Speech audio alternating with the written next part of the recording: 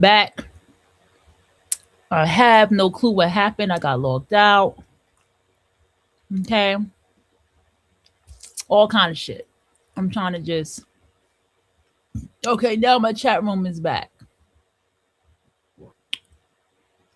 Let me go ahead and give me a minute. We'll get some music going.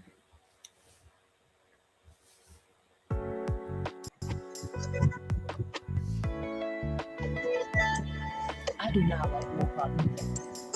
This lo-fi and this thing, this lo-fi.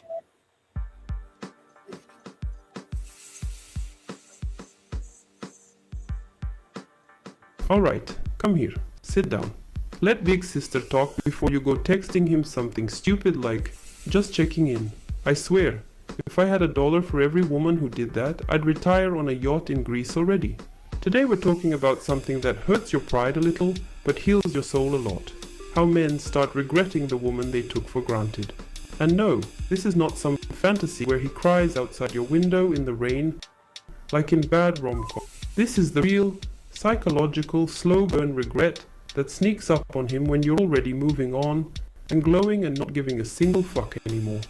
In this video, I'm going to explain why men don't regret you when you're begging, why they don't regret you when you're explaining your feelings for the 50th time, and why they almost always regret you too late. I'm going to tell you what actually flips the switch in his brain, why violence hits harder than arguments, and how you accidentally delay his regret by being nice. Yes, I said it. Being too nice is ruining your life. Welcome. Before we start, quick thing. Our latest Patreon video is called You Didn't Lose Him, You Lost Yourself Trying to Keep Him. If this topic hits you in the chest already, that video goes even deeper and a little more brutal, in a loving way. Link is where it always is. Alright, back to business. First, I need to pop a fantasy bubble, gently but firmly, like I'm slapping your hand away from a hot stove. Men do not regret women the way women regret men. Women regret emotionally and immediately. Men regret intellectually and later, very later. Like when you already cut your hair, changed your life, and forgot his middle name. When a man takes you for granted, it's not because you're not enough. It's because you became predictable, safe, always there, always understanding, always available. And before you start screaming at the screen, yes, I know society told you that being patient and loyal and loving would be rewarded. Society also told us low-rise jeans were a good idea. Sometimes society is stupid. Men value what feels earned, not what feels guaranteed. This is not cruelty, this is male psychology. I learned this not from books, but from watching hundreds of men every night when I was stripping. Men would throw money at mystery, confidence, presence. They ignored the girls who hovered, who overgave, who tried to lock them down with attention. Same men, same room. Very different reactions. A man does not wake up one day and think, ah yes, today I will take this wonderful woman for granted. No, it happens slowly. You forgive too fast. You explain yourself too much. You stay when you says go. You teach him gently that you will remain even when he does the bare minimum. And men are excellent students when it comes to comfort. Here's the part that hurts, so take a breath. Men don't regret you while you're still trying to prove your value to them. They regret you when they realize access to you is gone. Not threatened, gone. Regret doesn't come from your tears, it comes from your absence. Think about this. When you were together and unhappy, did he suddenly change when you cried? No. When you explained how hurt you were, did he become Prince Charming overnight? No. But the moment you pulled back, the moment your energy shifted, suddenly he was confused, thinking, realizing things. That's not coincidence. That's loss registering. Let me give you a movie example, because sometimes Hollywood accidentally tells the truth. Remember 500 Days of Summer? Everyone loves to hate summer, but look at Tom. He idealizes her, doesn't really see her, gets comfortable, assumes she'll stay in his orbit forever. When she leaves and actually moves on, that's when the regret hits him, not when she's there. When she's gone and happy without him. That's when reality punches him in the face. Men regret when their ego gets corrected. And here's where I get a little red-pilled with you because you need it. A man taking you for granted is often a sign you overinvested before he did. You gave girlfriend energy to a man who hadn't earned it yet. You scented him before he scented you. And I'm not blaming you. I'm explaining the mechanism so you stop repeating it. When I was younger, dancing, I made this mistake with men outside the club. Inside, I was confident, grounded, unattached. Outside, I turned into a soft little idiot who thought love meant sacrifice. Guess which version of me men respected more? Exactly. Men start regretting you when you stop chasing closure and start choosing yourself. When you stop being emotionally available for free. When your life looks full without them, and not in a fake Instagram way, in a calm, gray. That shit terrifies men more than drama ever could. Now, let me say something very important, so you don't twist this into manipulation. This is not about playing games. This is about self-respect. The regret is a side effect, not the goal. If your goal is to make him regret, you're still orbiting him. The real power move is when you genuinely don't care if he does. Quick pause here, because this connects perfectly. If you haven't watched our last video, How Men Act When There's Another Woman, you should watch it after this. It explains a lot of confusing behavior that makes women blame themselves when they shouldn't. It fits like puzzle piece with what we're talking about now, so put it on your watch. Next list.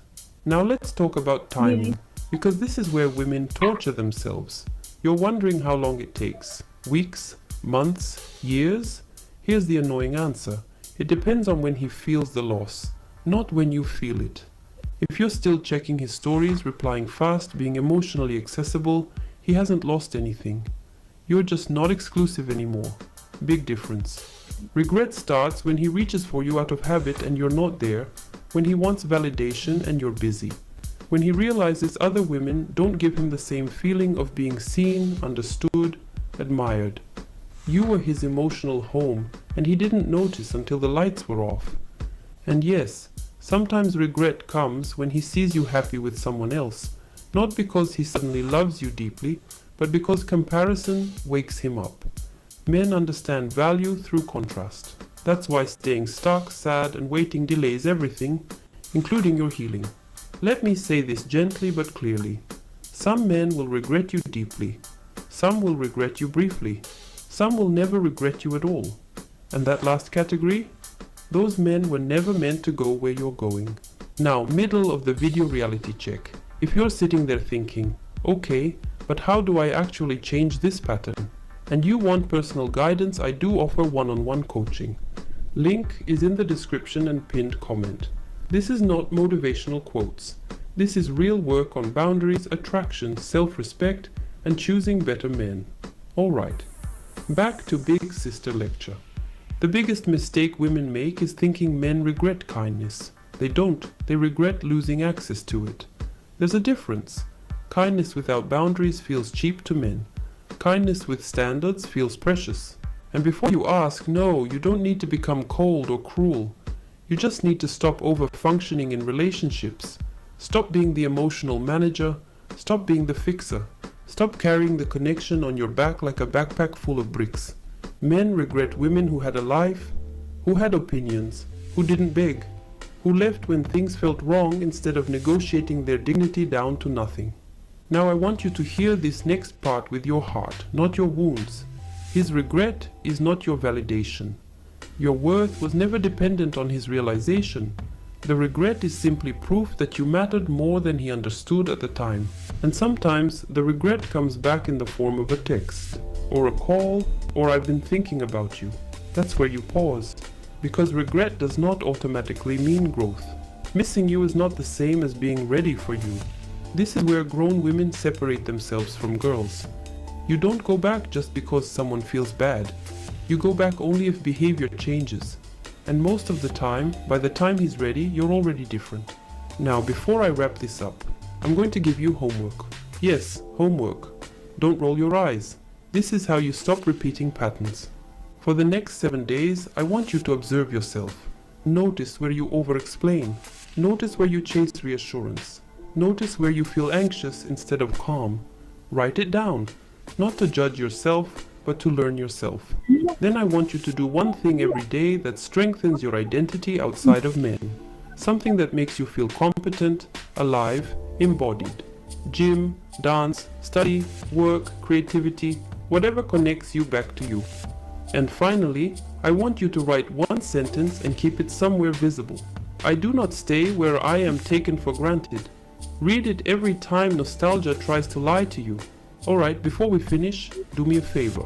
Like this video, subscribe, hit the notification bell so you don't miss the next Big Sister talk. And I want you to comment something real. Answer this. What is one sign you ignored when you were being taken for granted? Write it.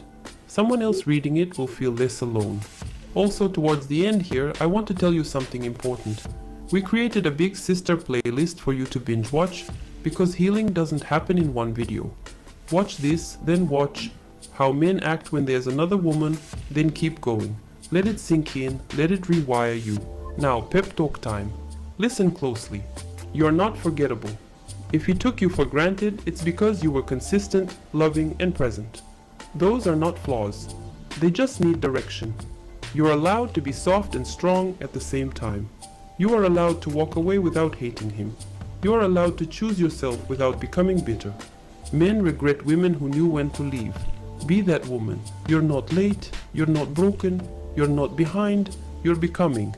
And trust me, that version of you, she doesn't get taken for granted ever again. Now go drink some water, fix your posture, and remember who the fuck you are. Welcome to your Russian Big Sister. On this website, you can choose between He said something.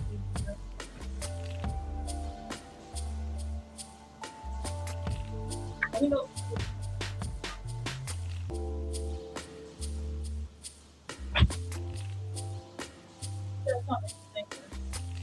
he said, don't let his regret of losing you be your validation.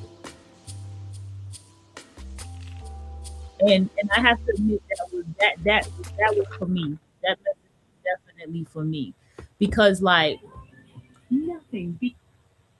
You can go through so much with somebody. You can go through so much with people. And to see that they regret, because it doesn't happen with just a partnership, but to see that they regret what they've done,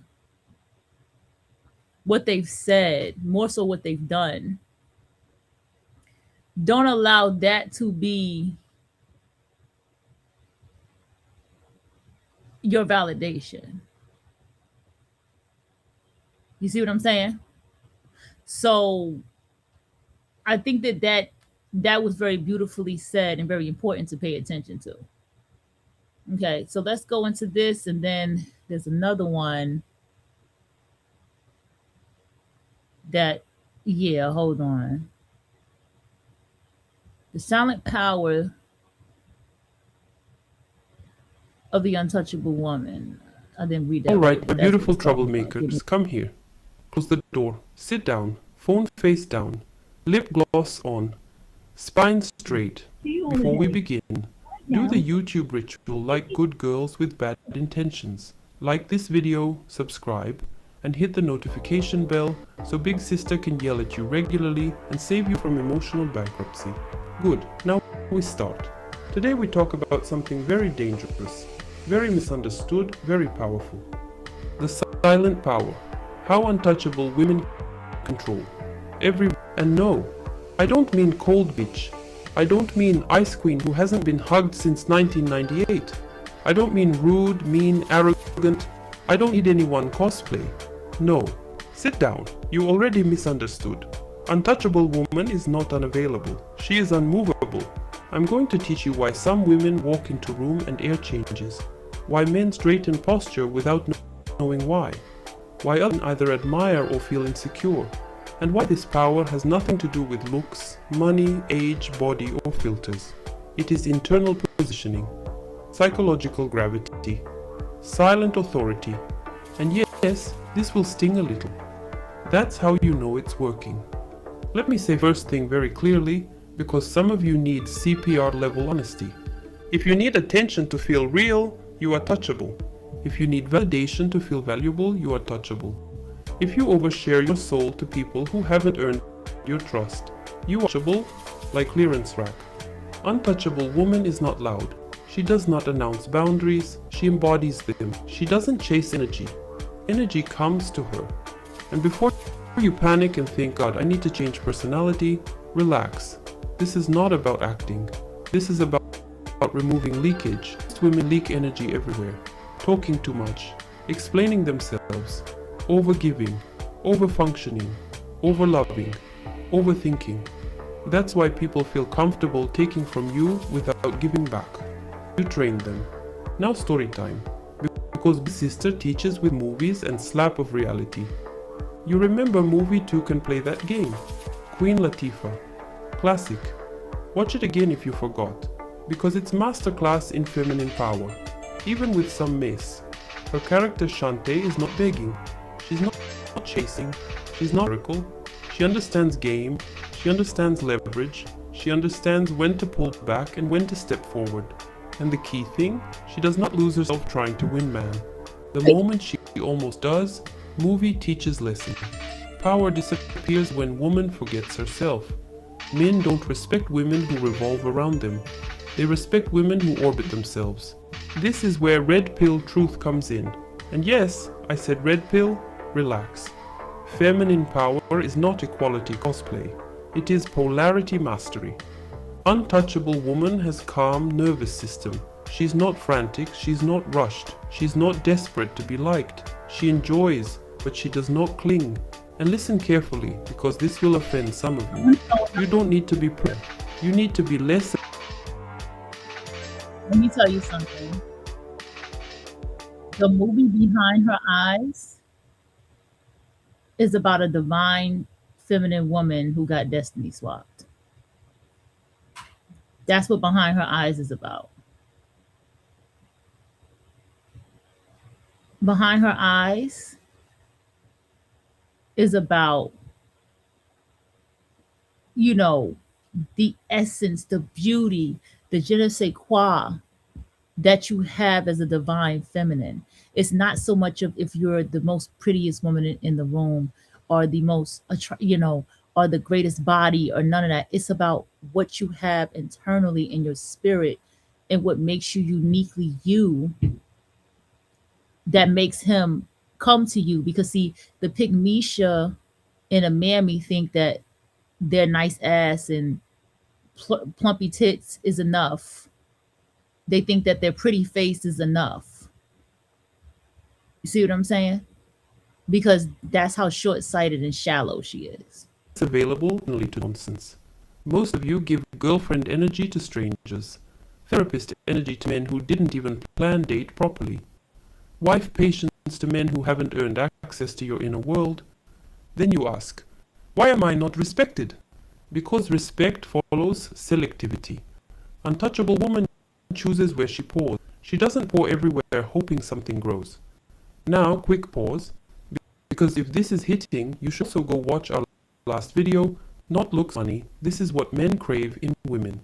It connects perfectly with this, because men crave is not what you were taught by Disney and trauma. Watch it after this. Or better, binge the Big Sister playlist we created, because one video won't rewire years of conditioning. Back to work. Untouchable woman does not rush intimacy. Emotional, physical, spiritual. She lets people reveal themselves. She observes patterns, not words. She doesn't interrogate. She watches. Silence is her weapon. Not cold silence. Comfortable silence. Insecure people fill silence with noise. She doesn't. She lets silence sit, and silence makes other people expose themselves. They talk, they over-explain, they project. She learns. That's why she controls room. She's not trying to dominate. She's grounded. Now let me slap you gently with truth. Some of you think being untouchable means men won't approach you. Wrong. Men approach calm confidence. Men avoid chaos. Men avoid emotional volatility. Men avoid women who feel like unpaid job. Untouchable woman is like reward, not responsibility. And yet includes how you dress, speak, move. Sexy for attention, but sexy for self. Difference. One is begging, other is presence. Now I'm going to say something very Big Sister, very Russian, very unpopular. Stop telling everyone your trauma story. Your pain is real. Your healings, but not everyone deserves access to your wounds. Oversharing is not authenticity. It's lack of boundaries dressed as vulnerability. Untouchable woman shares slowly, intentionally, with people who have proven consistency. That's why when she speaks, people listen, because she doesn't talk just to hear her voice. Midway reminder, because I love you but I also run business. If you want personal guidance, not generic advice, one-on-one coaching link is in description and pinned comment. Sometimes you need someone to look at your patterns and say this is where you're fucking yourself over. I do that lovingly, with accent. Also, if you're confused why men pull away right when things feel good, this is exactly why I made Patreon video, Why Men Pull Away Just When You Think They're Ready to Commit. Watch it. Seriously. It will save you months of spiraling and stalking Instagram stories like FBI intern. Now back to power. Untouchable woman does not compete with other women. She doesn't need to. Competition comes from scarcity mindset. She knows there is space for her. She also doesn't try to be cool girl. She doesn't pretend to be okay with crumbs. She doesn't laugh at disrespect to seem chill. She is warm, but she is not flexible where it matters. Men feel this immediately. They may not articulate it, but they feel, I need to step up here. And here is where many of you sabotage yourselves. The moment man steps up, you panic. You start overgiving, over-texting, over-proving, because deep down you don't believe you can be chosen without effort. Untouchable woman believes she is chosen by default, not arrogantly, calmly, like gravity. She doesn't perform femininity, she rests in it. Now let me speak to my younger sisters directly. Age does not give you power. Awareness does. You can be 22 and untouchable. You can be 45 and still touchable as emotional doormat. This is about inner posture. Untouchable woman chooses herself daily, not loudly, not dramatically. She keeps promises to herself. She leaves places that drain her. She doesn't argue with people who are committed to misunderstanding her. She doesn't need last word. She needs peace. And yes, sometimes people call her intimidating. That's code word for, I can't manipulate you. Good. Towards end, I want you to think about this question, and I want you to comment under this video when you're ready. What makes a woman untouchable to you? Not what Instagram says, what you feel. Now homework, and don't roll eyes. Homework is where transformation happens. For next, practice containment. Speak slower, share less, observe more.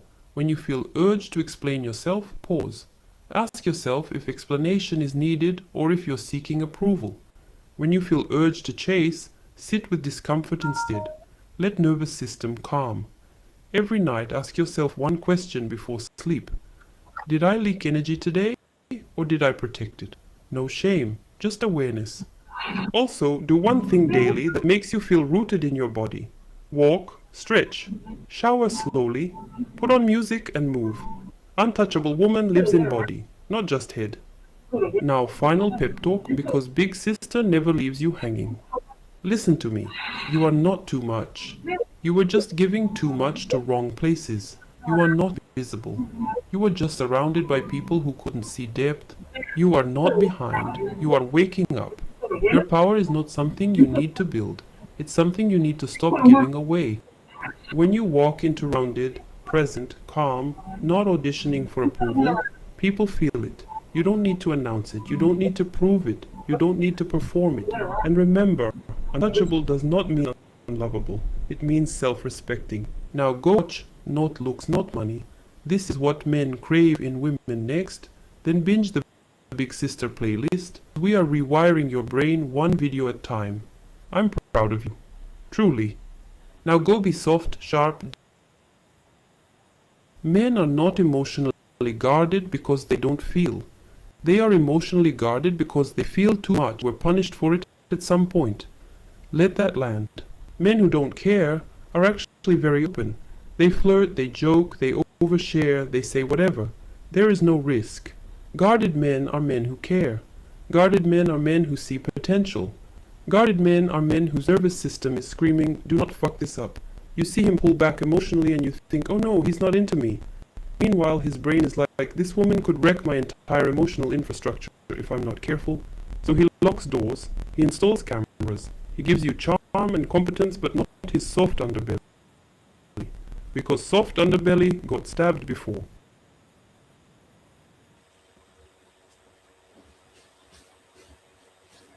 He loves you. I know he does. He loves the way you take care of him. He loves the peace you bring to his chaotic life. He loves that you are safe. That you are home. But ask yourself this brutal question. Does he burn for you? Does he leave you with a hunger he cannot control? Does he fear losing you? Or does he just assume you will always be there? Waiting, like a piece of furniture in his house. There is a secret split in the male psyche, a fracture that has existed since the dawn of time. He wants to marry Eve, but he is secretly addicted to Lilith. Sigmund Freud called this psychological split a complicated name, but today, let's call it the saint and the siren paradox. Here is the tragedy. Biology wants to seek two different things in a woman. One part of his brain, the logical part, wants a part. Someone to build a life with. Someone compliant. Someone who nurtures this saint. This is the nice girl. But the other part of his brain, the primitive reptilian part, craves entirely. It craves the siren. The siren is not safe. She is unpredictable. She is not there of him. She is there to enjoy herself. She represents freedom. She represents the forbidden. The mistake 99% of women make is this. They think that if they become the perfect saint, if they cook better, clean, complain less, and sacrifice everything, he will love them more. They are wrong. When you kill the siren to become the saint, you don't get his worship. You get his gratitude. And eventually, his boredom. Let's be honest. Have you ever felt like you were too available? Like you were giving 100%, but receiving 10%? Have you noticed that the more you tried to fix the relationship, the more he pulled away? This is not because you are not enough. It is because you are too much of the wrong thing. You have become the mother. You have become the maid. You have become the manager. You have become familiar. And in the laws of human psychology, familiarity breeds contempt. Desire cannot live in safety. Fire needs air to burn. When you are always there, always waiting, always saying yes, you suffocate the fire. You killed Lilith. And without Lilith, there is no passion, only duty. But what if I told you that you don't have to choose? What if I told you that the most magnetic women in history, the ones who started wars and inspired empires, knew how to integrate both? They were not just wives. They were muses. They were not just safe. They were sacred. To make a man not just love you, but be obsessed with you, you must reawaken the archetype that society told you to hide. You must meet Lilith. In ancient mythology, she was not a demon. She was the first woman. Before Eve, there was Lilith. Eve was made from Adam's rib, destined to be part of him. But Lilith was made from the same dirt as Adam. She was his equal.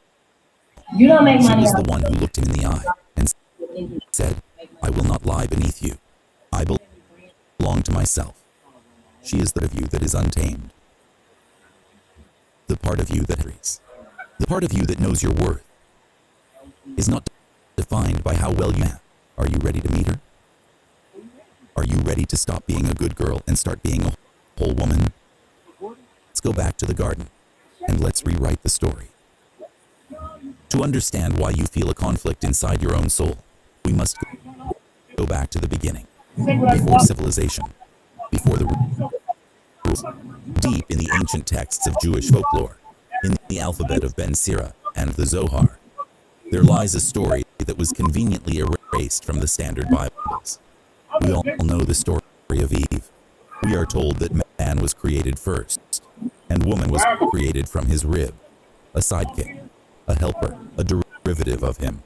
But the legend of Lilith tells a different truth. The legend says that in the first hour of creation, God did not create one human. He created two. There's a lecture by Dr. York, known as Imam Isa. And Imam Isa said that the woman has no soul. And he began to read from the Bible of that woman gets her soul from the man. Pygmesia in the mammy has no soul. I was dissecting I was dissecting that whole lecture as well as the verses he was reading. And I was like, he's on to something. But then I realized that he is talking about the mammy. He's talking about Pygmesia. They do not have a soul. They have no sense of self. They have no sense of reflection. The divine feminine does. She definitely has a soul. Because I thought about how women always call themselves spiritual. Nobody ever calls themselves soulful, you know. And the Malao has the song "My Soul Sister," right? That's what he said, "My soul sister." And women never say that they're soulful, you know. That's not nothing you hear. And I was like, okay, he's on to something. But the thing is, no, the Pygmesia and the mammy, that bitch has no soul.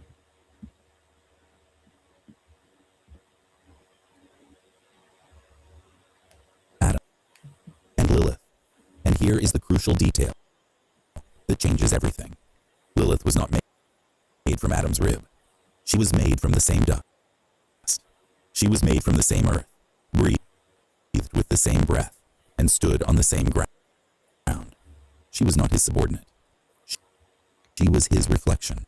She was his equal. For a moment, there was balance. But equality is dangerous to the equal. Adam, representing the early masculine desire for control, looked and felt threatened. He wanted peace. He wanted order.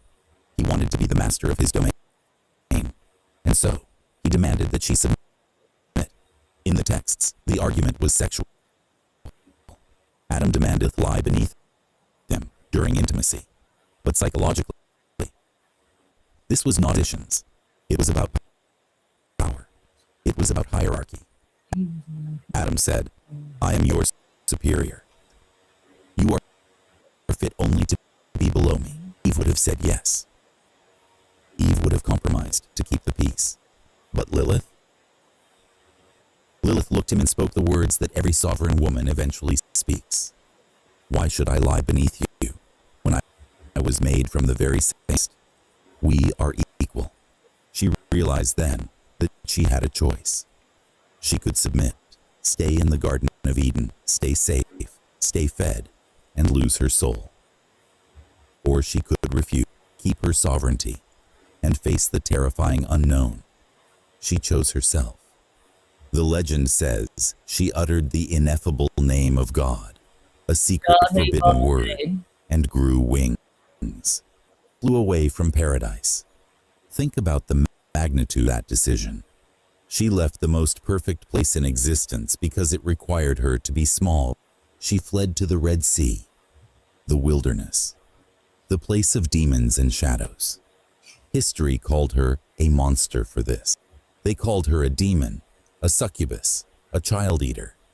But history is written by the men who were rejected.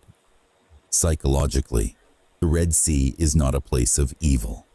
It is the unconscious.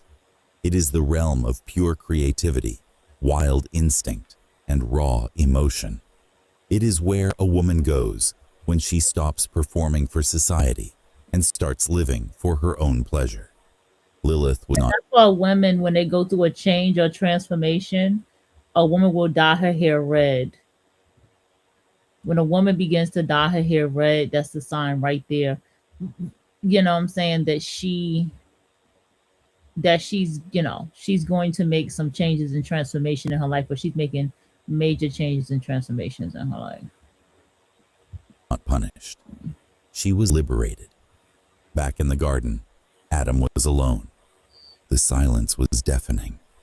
He complained to the Creator, "The woman you gave me has fled." So, the Creator tried again. This time, he didn't use dust. He used a rib. He made sure this version would not rebel. He created Eve. Eve was beautiful. She was sweet. She was able. She said yes. She lay beneath. She made the garden a home. Adam got exactly what he asked for: compliance. And for a while, he was content. But here is the curse. Adam married Eve, but he never forgot Lilith. Because while Eve gave him comfort, she could not give him the one thing a man's soul secretly craves: the challenge of an equal. He conquered Eve by design. He never conquered Lilith. And so, Lilith became the shadow. She became the other woman. She became the projection of his wildest fantasies. She became the figure that haunts the dreams of every good man who is bored with his safe life. You have been taught to be Eve your entire life. But tell me, when you look in the mirror, deep in your eyes, do you see the rib, or do you see the dust? Let's move from mythology to biology. Because while myths give us the soul, biology gives us the mechanics. Why does the good girl, the modern Eve, often finish last? She is loyal. She is consistent. She is always available. Logically, this should make him love her more. But biologically, it does something fatal. It kills dopamine. The human brain is not designed to obsess over things that are guaranteed. We take oxygen for granted because it is always there. We take gravity for granted. And if you are always there, he will take you for granted too. This is what psychologists call continuous reinforcement. If he sends text, you reply instantly. If he asks for a date, you are always free. If he treats you poorly, you forgive him immediately. You have become a vending machine. He knows exactly what to do to get his snack. There is no mystery, no risk, and therefore, no thrill. Now let's look at Lilith. Lilith operates on a different psychological principle: intermittent reinforcement. She is not mean. She is simply occupied. Sometimes she is warm and loving Eros, but sometimes she is distant. She is focused on her art, her work, her own world. Logos. She doesn't reply instantly because she isn't waiting by the phone. This unpredictability triggers a massive spike in dopamine in the male brain. Because he doesn't know if he has your attention, he works harder to get it. Every validate him. It feels like a jack because it wasn't guaranteed. He isn't addicted to the pain. He is addicted to the earning. He feels like he won a prize rather than being handed a participation trophy. We must understand the male ego. Men define their value by what they can conquer, protect, and claim. There is no glory in conquering a mountain that is already flat. There is no glory in claiming a woman who belongs to everyone, or a woman who has no boundaries. Eve is the flat path. She is safe. She is mother. Lilith is the mountain. She demands him to level up. She demands him to be in his masculine power. If he is lazy, he loses her. If he is disrespectful, she flies to the Red Sea. When a man meets a woman with Lilith energy, a woman he cannot control, it triggers his deepest hunter instinct. He thinks, if I can get her to admit, if I can get her to love me, then I must be a king. He doesn't just want you. He wants the validation that comes from earning a woman who belongs to no one. Finally, there is the power of projection. Carl Jung taught us that a man falls in love with his anima, his inner ideal woman, and projects it onto you. But projection requires a blank screen. Eve fills the screen with too much detail. She tells him everything. She overshares. She explains her feelings constantly. She leaves no room for his imagination. Lilith holds back. She has secrets. She has silence. And in that silence, he fills in the blanks. He wonders what you are thinking. He wonders where you are. He wonders if you love him as much as he loves you. And in that wondering, he falls in love. He isn't falling in love with your service. He is falling in love with the mystery. He falls in love with the space you don't fill. So, we know the myth and we know the science. But how do you actually do this? How do you embody Lilith without becoming toxic, cold, or heartless? How do you integrate this shadow so that it serves you? That is exactly what we will cover in the final part. The 3 laws of Lilith. So, how do we bring Lilith back from the Red Sea? This is not about playing hard to get. Playing hard to get is a game for children. It is manipulation. Lilith does not play hard to get. She is hard to get. Why? Because she belongs self first. To activate the type, you must live by the code of sovereignty. There are 3 immutable laws. Law number 1, radical autonomy. The Eve archetype is terrified of abandonment. She tolerates bad behavior because she believes she needs Adam to survive. Lilith is different. She has her own Red Sea.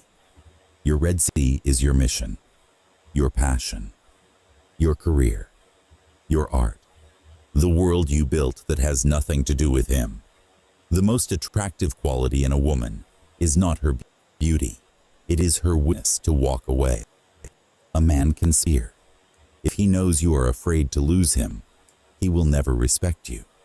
But if he knows that you have a world so rich, so full of magic, that you would rather return to your Red Sea than tolerate defect in his garden, he will panic. Action step.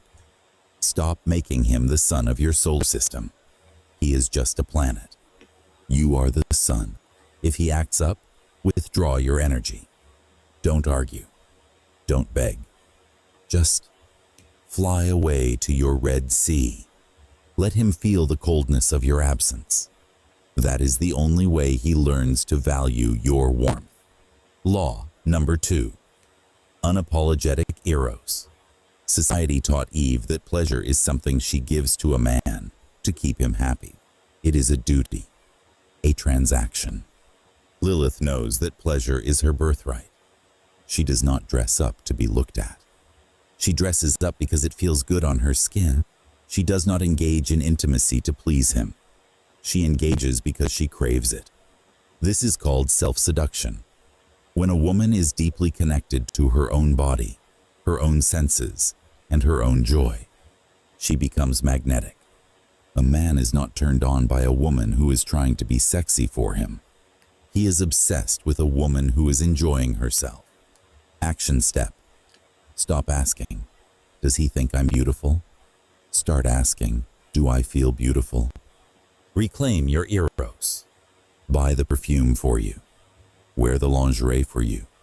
When you are full of your own delicious energy, he will want to drink from your cup. But you must fill it first. Law number 3, the refusal to mother. This is the trap where most relationships die. You want to help him. You want to fix him. So you start managing his life. You remind him. You clean up after him. You worry for him. Congratulations. You just became his mother. And psychology is very clear. Men cannot be sexually attracted to their mothers. Lilith is his equal, not his nanny. She trusts him to be a grown man. And if he fails, she lets him fail. She protects her energy. Action step. Stop doing things he can himself. Stop solving his problems before he asks. Stop managing his emotions. Step back. Sit on your throne. Let him step up to the plate. If you create a void of responsibility, he will mature into a man to fill it.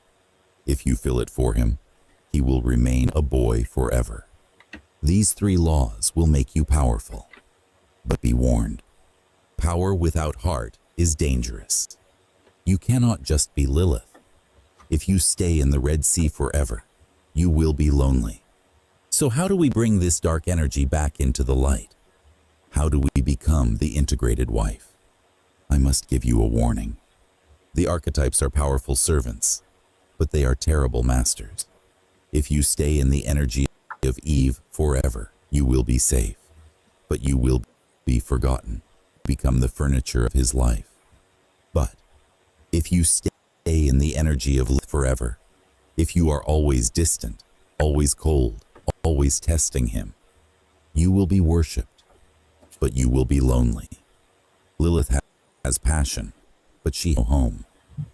The goal of Jungian ecology is not to choose the shadow over the light. The goal is integration.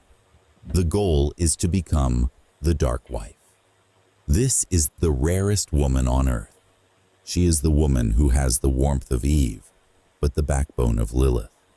She is the woman who can nurture him like a partner, but challenge him like a rival.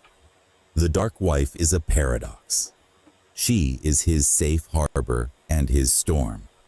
She gives him the safety to rest his head, Eve, but she maintains the mystery that keeps him from falling asleep. Lilith, when he comes home from war, you are Eve. You are his peace. You are his sanctuary. But when he gets complacent, when he takes you for granted, you flip the switch. You become Lilith. You withdraw. You remind him that you are a sovereign being who can fly away at any moment. This dynamic tension is the secret to a lifelong obsession. If you are all challenge, he burns. If you are all comfort, he gets bored. But if you are both, he can never leave. Because leaving you would mean losing his home and his adventure. Ultimately, the difference between a good girl and a sovereign woman is one word: choice. Eve serves because she has to. She serves out of fear of abandonment. The dark wife serves because she chooses to. She cooks him dinner, not because it is her duty, but because she loves him and wants to nourish him from her overflow. She stays with him, not because she needs him to survive, but because she wants him.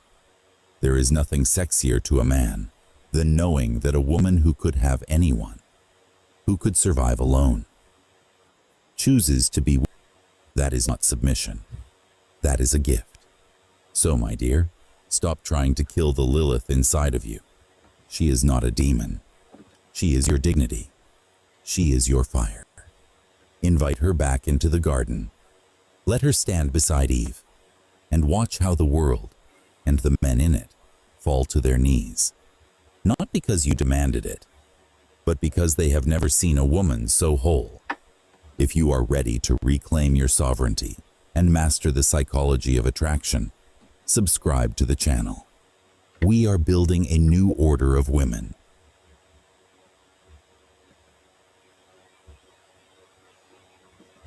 All right, my sweet girls, come closer.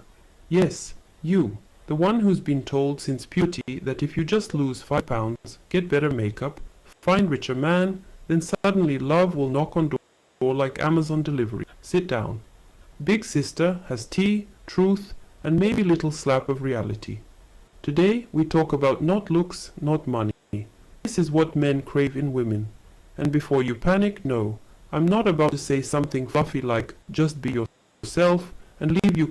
I'm showing this video because the problem that usually comes about with the divine feminine before she taps and accepts her divine feminine energy is that she has to realize that, yeah, you may be beautiful and you know you're beautiful, but you know you're not. You know, you may look at yourself like, bitch, you got more than me. And I'm here to help you break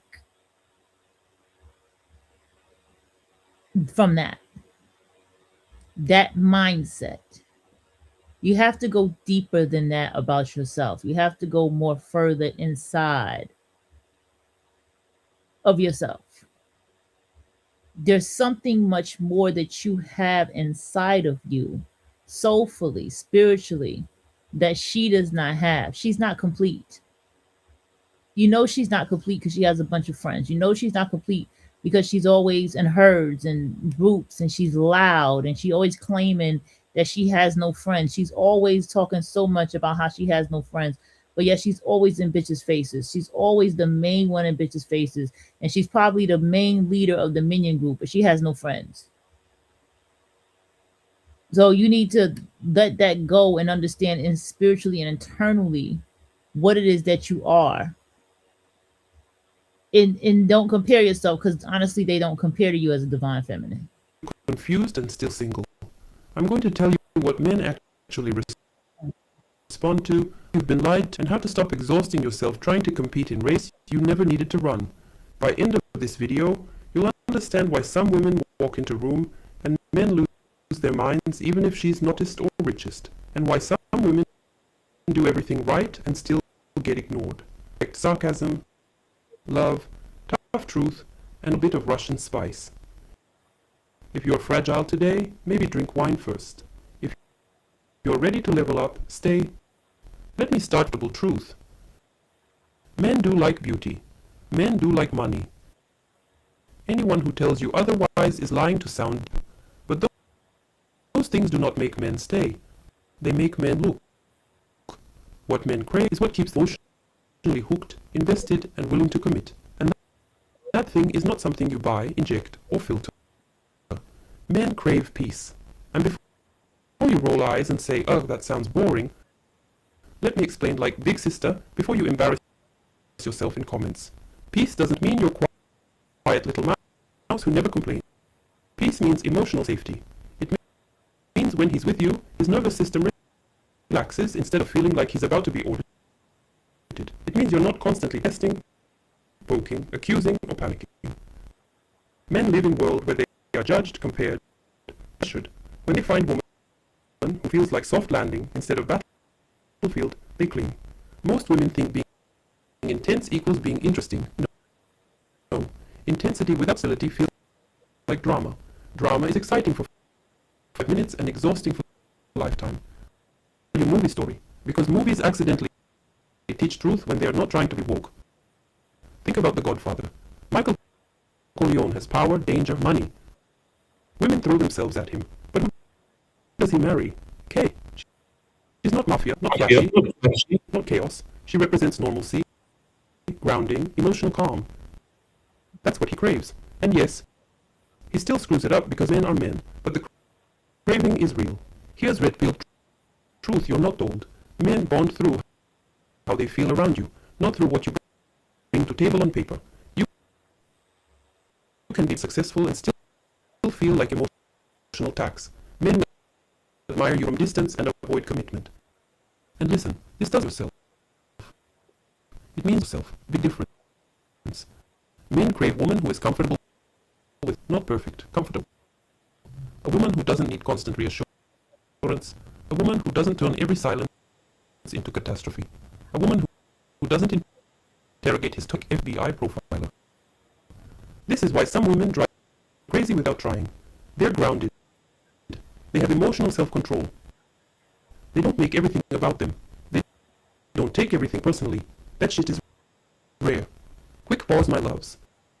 If this is hitting a little too close and you're thinking, okay, but how do I become one? We do coaching. Yes, real help. Link is in the description and pinned comment. No judgment, just clarity. Back to craving. Men also crave respect, but not the fake Instagram kind where you say, I respect men, while resenting them.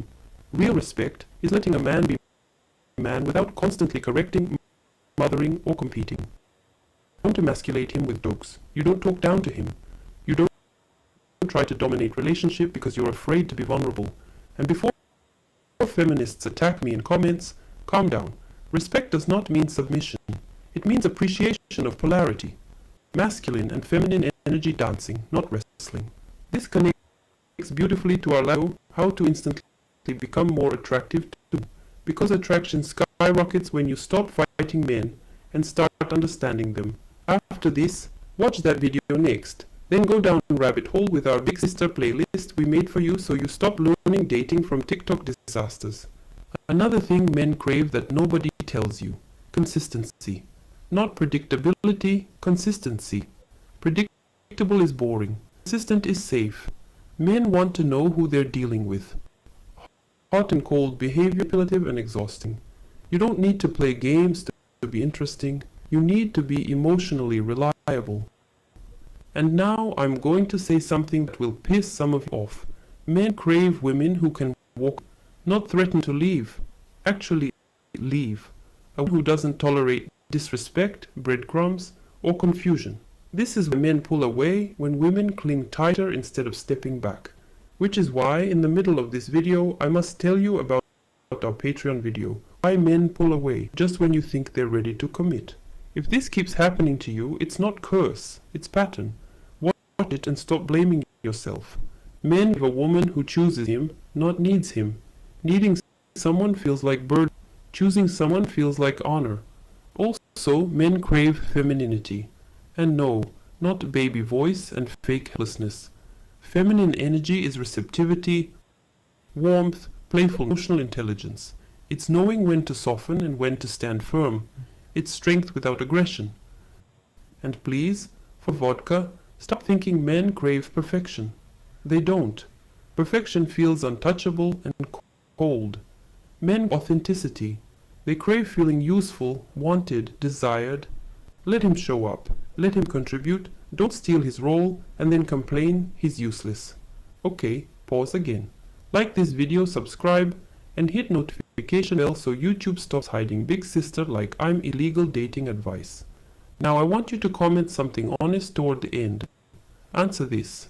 What do you think men crave that you've been overlooking until now? Peace, respect, consistency, femininity? Write it. Saying it out loud makes it real. We're almost there, but I want to gently remind you, after this video go watch, how to instantly become more attractive to men. It connects directly to this. Then binge the Big Sister playlist we created. It's literally designed so you stop making dating mistakes that make family.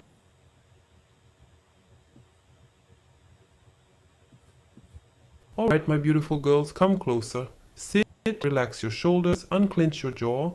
Before I start lovingly roasting you, do me a favor so I can keep being your unpaid Russian therapist on internet. Like this video, subscribe, and hit the notification bell. Yes, all three, don't argue. If you want glow up in love life, you must press button. Is science. Now, today, topic is spicy, controversial, and necessary. If you're attractive, be less available to men. Already hear you gasping. But big sister, isn't that playing games? No. Games are manipulation. This is self-respect with good timing. By end of this video, you will understand why your beauty plus too much availability makes men lazy, why being kind doesn't mean being on call like emotional Uber, and how pulling your energy back actually makes men step forward. I will be funny, I will swear a little, I will hug you emotionally and then push you off cliff into growth. Let me start with truth that hurts but free. Men are treated casually. Pressure treated casually. You think being a makes you lovable. Men experience it as convenience. This is women get confused and angry. But I'm nice, supportive, understanding, hot, and emotionally open. Why is he not prioritizing me? Because you gave priority access without priority commitment. Big sister story time. In Russia, if shop has best cake, and door is open 24/7, and cake is free, come, take bite. Leave crumbs, no respect.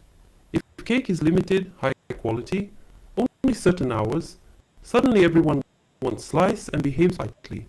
You are not bakery, you are fine French patisserie. Movie example, because cinema explains than podcasts. Think The Devil Wears Prada. Andy becomes attractive not when she tries harder for men, but when she becomes less available, more focused, more in her lane. Men sense when a woman's life doesn't revolve around them. That energy is intoxicating. Being less available is not ignoring. It's not being cold bitch. It's not from a cosplay. It's simply having lives and rhythm that doesn't around male attention. When you're attractive, men already notice. Availability is not what makes them stay. Value is. Here tough love comes. Many of you fuse femininity with ability. You answer instantly. You rearrange schedule. You emotionally over-deliver. You explain yourself too much.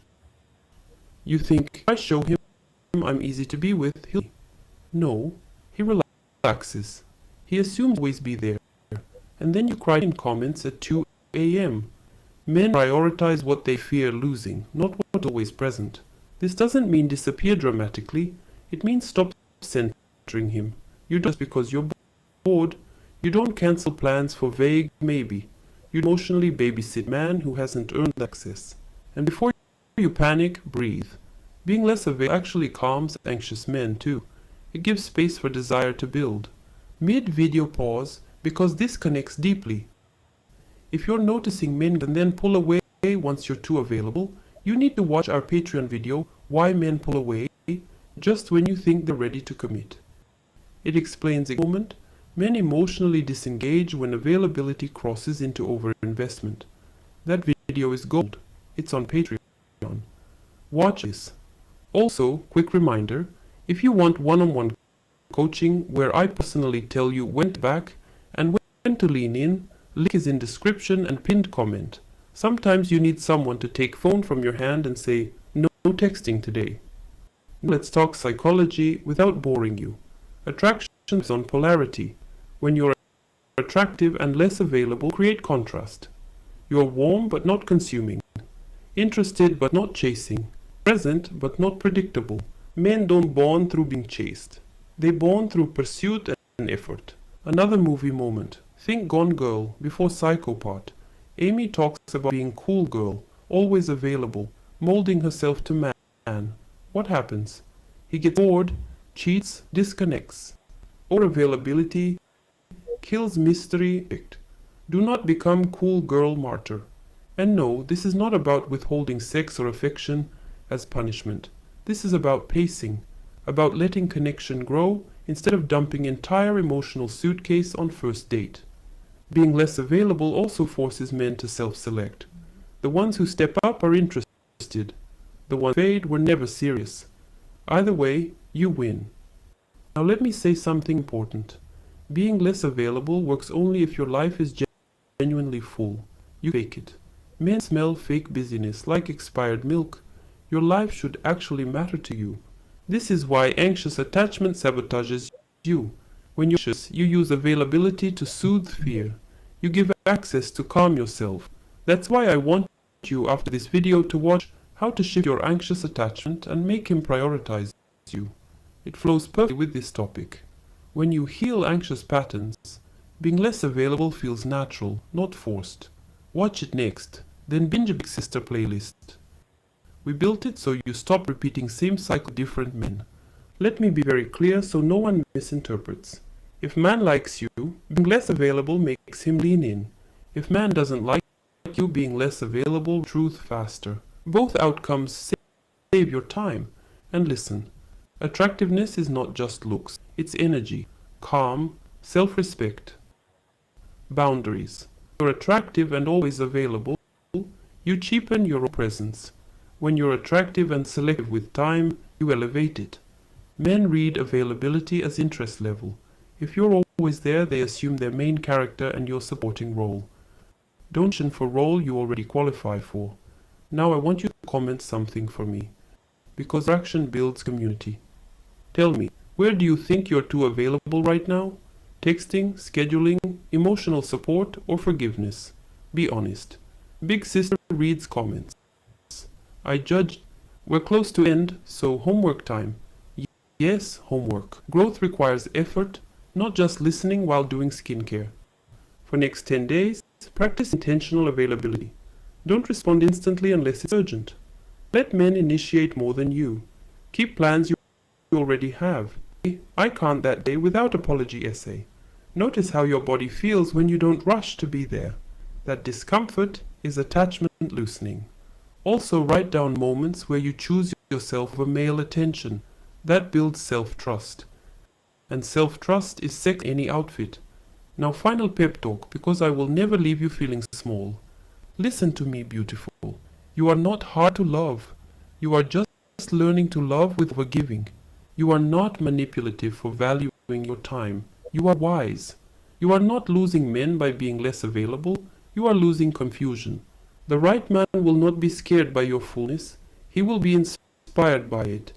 He will rise, not retreat. I am proud of you for being here. Proud of you for unlearning patterns. Proud of you for opportunity over desperation.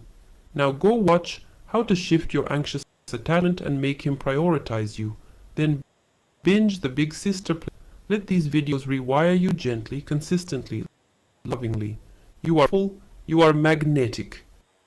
I want to go ahead and go back to the other video again and dissect it. Alright, my sweet girls, come closer.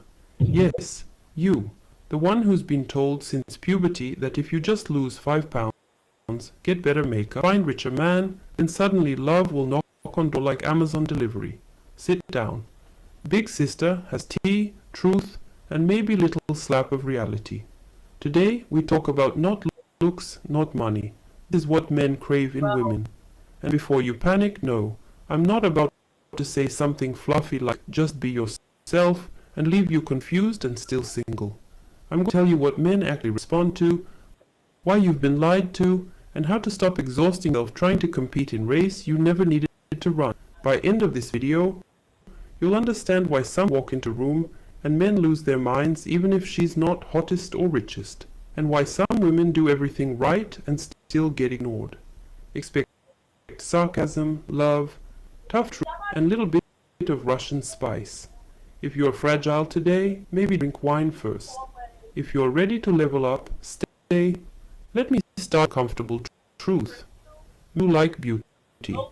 Men do like money. Anyone who tells you otherwise is lying to sound deep. But those things do not make men stay. They make men look. What men crave is what keeps them emotionally hooked, invested, and willing to it. And that thing is not something you buy, inject, or filter. Men crave peace. And before you roll eyes and say, ugh, that sounds boring, let me explain like Big Sister before you embarrass yourself in comments. Peace doesn't mean your quiet little mouse who never complains. Peace means emotional safety. It means when he's with you, his nervous system relaxes instead of feeling like he's about to be ordered. It means you're not constantly testing, poking, accusing, or panicking. Men live in a world where they are judged, compared, pressured. When they find a woman who feels like soft landing instead of battlefield, they cling. Most women think being intense equals being interesting. No. Intensity without stability feels like drama.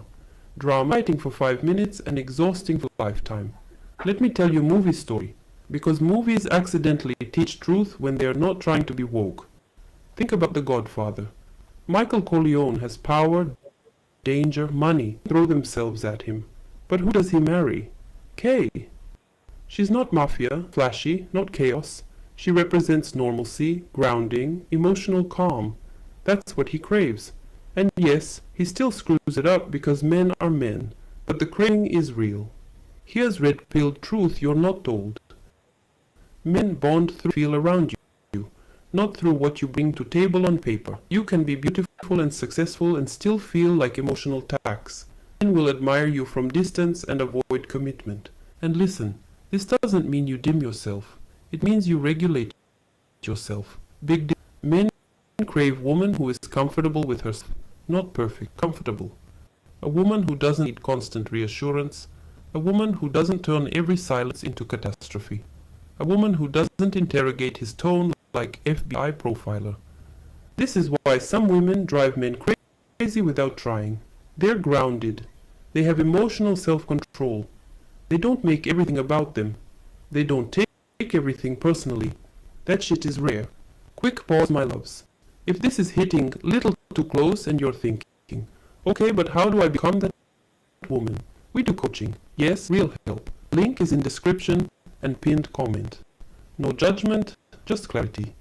Back to craving. Men also crave respect, but not the fake Instagram you say I respect men while resenting them. Real respect letting a man be man without constantly correcting, mothering, or competing. You don't emasculate him with jokes. You don't talk down to him. You don't try to dominate relationship because you're afraid to be vulnerable. And before feminists attack me in comments, calm down. Respect does not mean submission. It means appreciation of polarity, masculine and feminine energy dancing, not wrestling.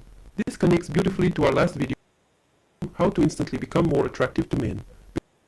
Because attraction skyrockets when you stop fighting men and start understanding them. After this, watch that video next. Then go down rabbit hole with our Big Sister playlist we made for you so you stop ruining dating from TikTok disasters. Another thing and crave that nobody tells you. Consistency. Not predictability. Consistency. Predictable is boring. Consistent is safe. Men want to know who they're dealing with. Hot and cold behavior feels manipulative and exhausting. You don't need to play games to be interesting. You need to be emotionally reliable. And now I'm going to say something that will piss some of you off. Men crave who can walk away, not threaten to leave. Actually leave.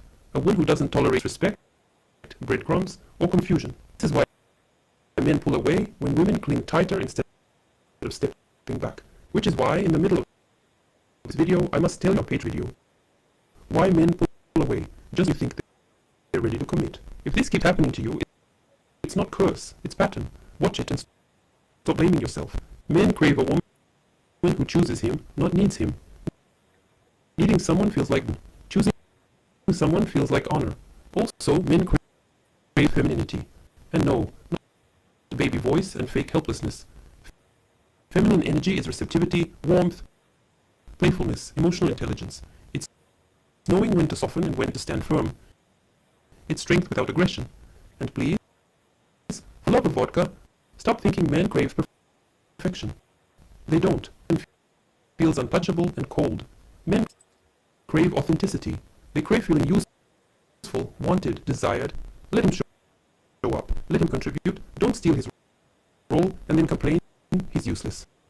Okay, pause again. Like this video, subscribe, and hit notification bell so YouTube stops hiding Big Sister like illegal dating advice.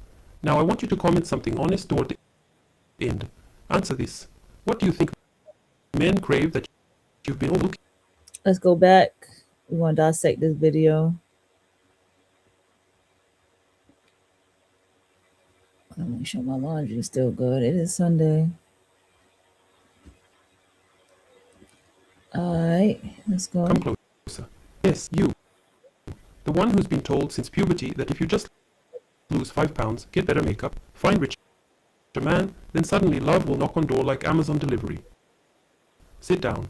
Big Sister has tea, truth, and maybe a little slap of reality. Today we talk about not looks, not money. This is in women. And before you panic, no, not about to say something fluffy like just yourself and leave you confused and still single. I'm going to tell you what men actually respond to, why you've been lied to, and how to stop exhausting yourself trying to compete in race you never needed to run. By end of this video, you'll understand why some women walk into room and men lose them even if she's not hottest or richest, and why some women do everything right and still get ignored. Expect sarcasm, love, truth, and a little bit of Russian spice. If you're fragile today, maybe drink wine first. If you're ready to level up, stay. Let me start with uncomfortable truth. Men do like beauty. Men do like money. Anyone who tells you otherwise is lying to sound deep. But those things do not end stay. They make men look. What men crave is what keeps them emotionally hooked, invested, and willing to commit. And that thing is not something you buy, inject, or filter. Men crave peace. And roll eyes and say, ugh, that sounds boring. Let me explain like Big Sister before you embarrass yourself in comments. Peace doesn't mean your quiet little mouse who never complains. Peace means emotional safety. It means when he's with you, his nervous system relaxes instead of feeling like he's about to be audited. It means you're not constantly testing, poking, accusing, or panicking. Men live in a world where they are judged, compared, pressured. When they find woman who feels like soft landing instead of battlefield, they cling. Most women think being intense equals being interesting. No. Intensity without stability feels like drama. Drama is exciting for 5 minutes and exhausting for time. Let me tell you a movie story. Because movies accidentally teach truth when they are not trying to be woke. Think about The Godfather. Michael Corleone has power, danger, money. Women throw themselves at him. But who does he marry? Kay. She's not mafia, not flashy, not chaos. She represents normalcy, grounding, calm. That's what he craves. And yes, he still screws it up because men are men. But the craving is real. Here's red-pilled truth you're not told. Men bond through how they feel around you, not through what you bring to table on paper. Then bond by how they feel around you. It's what he's getting from you. It goes back to what I said earlier. Yeah, when I mentioned about the divine feminine and how she only deals with what benefits her and who benefits her, and however she needs it to benefit, whether she is a director, whether she's an actor, whatever it is that she's doing, how does this person benefit me knowing them? And that's it. You can be beautiful and successful and still feel like emotional tax. Men will admire you from distance and avoid commitment. And listen, this doesn't mean you dim yourself. It means you hate yourself. Big difference. Men crave woman who is comfortable with herself. Not perfect, comfortable. A woman who doesn't need constant reassurance. A woman who doesn't turn every silence into catastrophe. A woman who doesn't interrogate like FBI profiler. This is why some drive men crazy without trying. They're grounded. They have emotional self-control. They don't make everything about them. They don't take everything personally. That shit is rare. Quick pause, my loves. If this is hitting little too close and you're thinking, okay, but how do I become that woman? We do coaching. Yes, real help. Link is in description, pinned comment. No judgment, just clarity. Back to craving.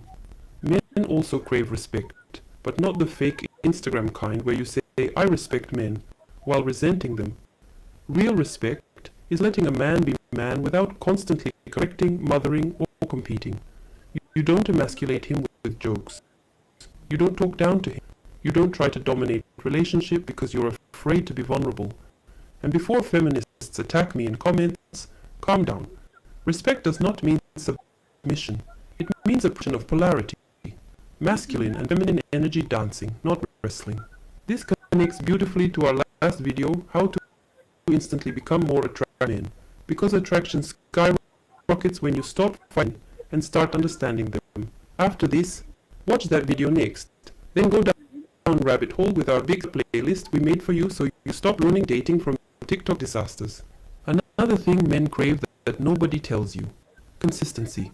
Not predictability, consistency. Predictable is boring. Consistent. Men want to know who they're dealing with. Hot and cold behavior feels manipulative and exhausting. You don't need to play games to be interesting.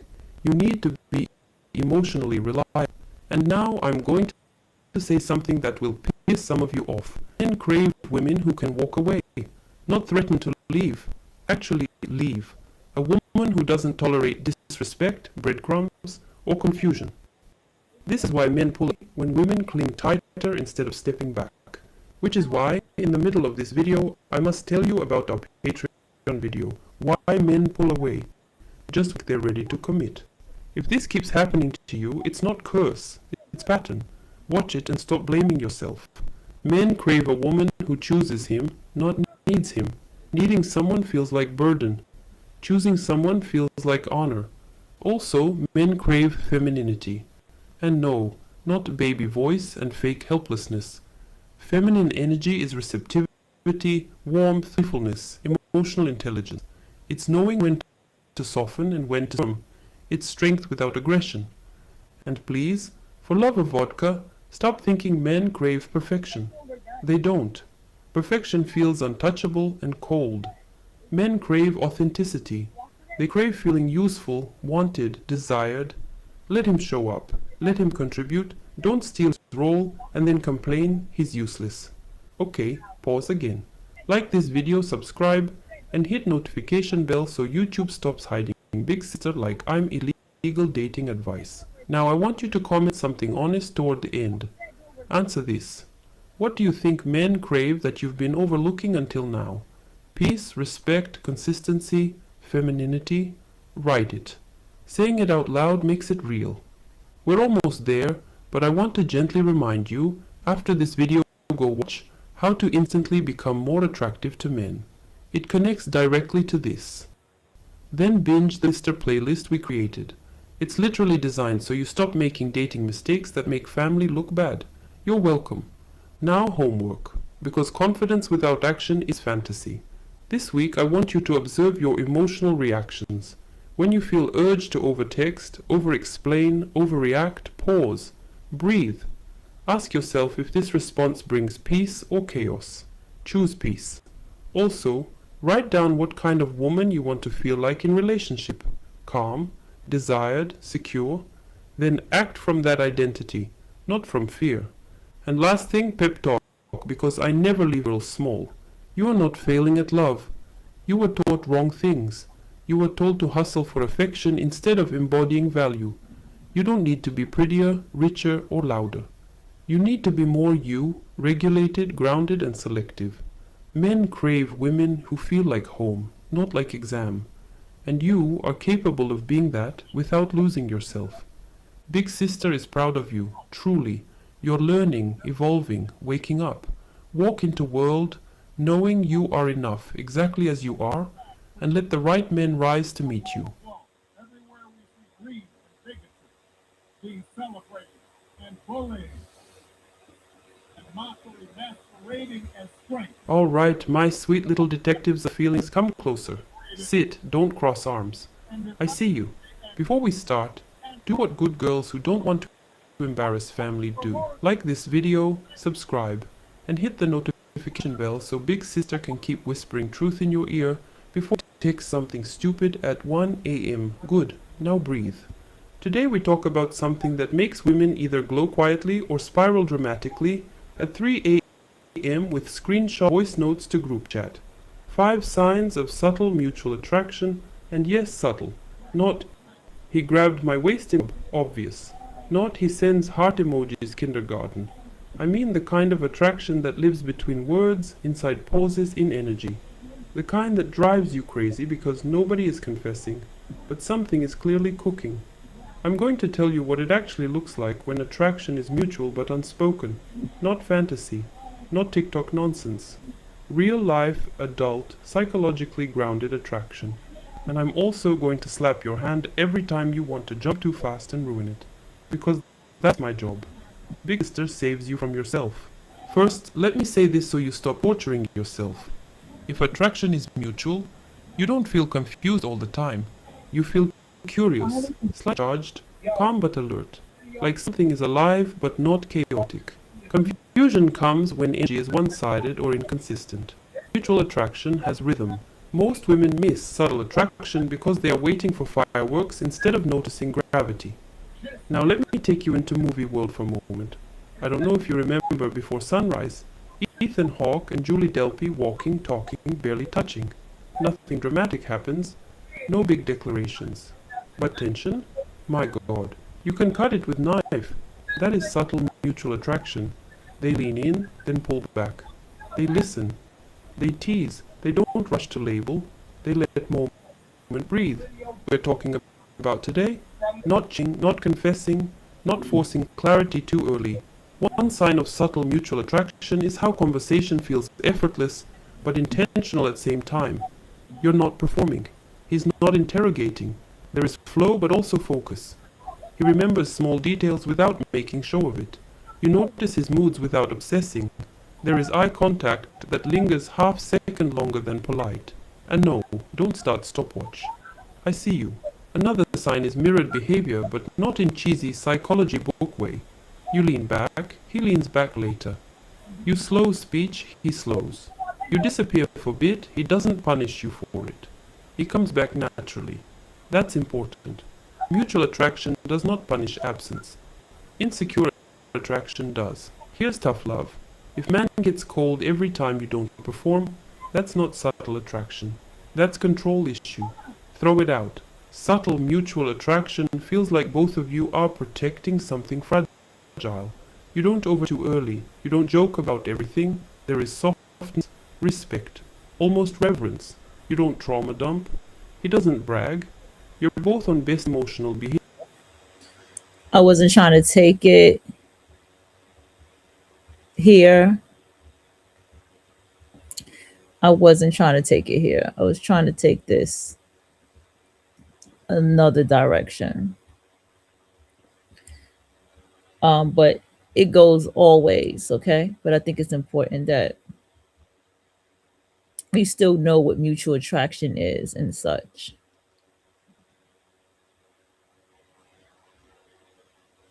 Lipstick, I will be sarcastic, I will swear a little, and I will love you through it.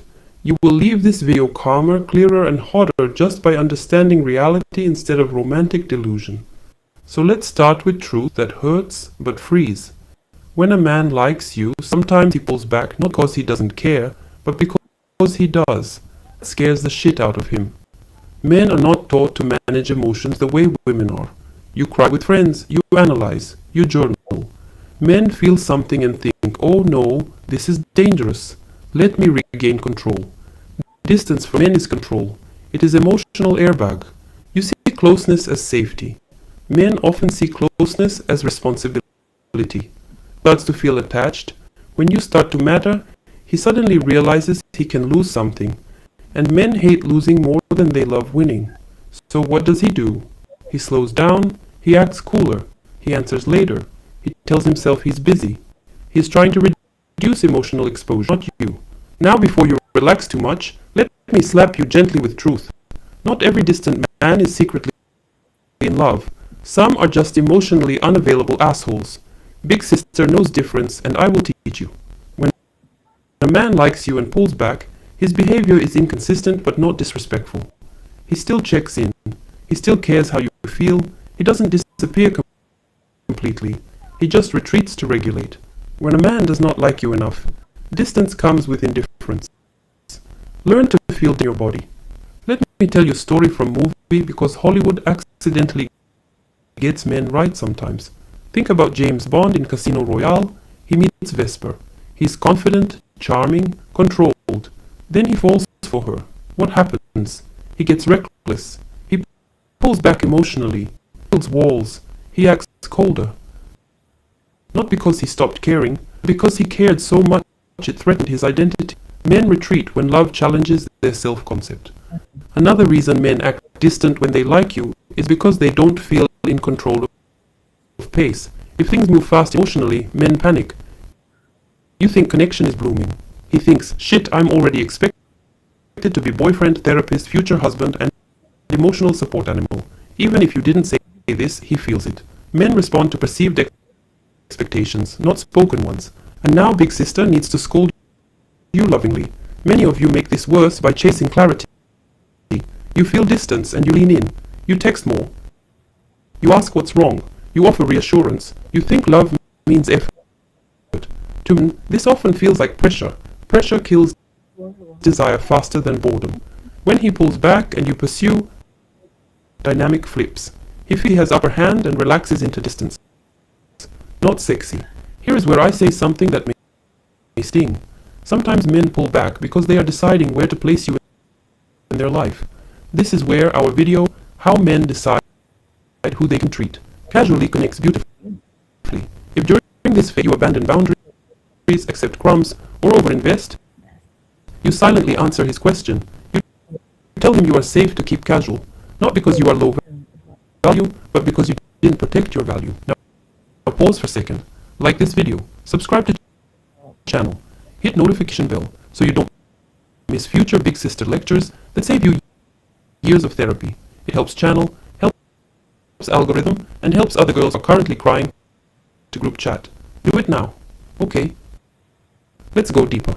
Men act distant when they like you because intimacy activates their fear of inadequacy. Women fear abandonment. Men fear failure. When he likes you, he wants to be enough.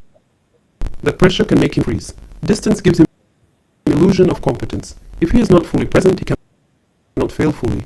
Childish? Yes. Common? Also yes. And let me be very clear, because some of you confuse fantasy with reality. If a man is distant for months, avoids plans, avoids progression, avoids labels, avoids effort, that is not fear. That is choice. Fear pauses, choice repeats. Big sister does not want you waiting forever like unpaid intern. Middle of video now. Perfect time for this. If you want help reading your specific situation with a one-on-one coaching, link is in description and pinned comment. Sometimes you don't need another quote. You need someone to say, okay, this man is scared but interested, or this man is wasting your time. We do that calmly, honestly. Also, on Patreon right now we have a video called Why Men Stay Emotionally Guarded with Women They Like. This goes deeper into male psychology, why they compartmentalize feelings, and how not to trigger their defense mode. If you want to stop taking distance personally, go watch it. Back to lesson. Men also act distant when they like you because they don't trust themselves yet.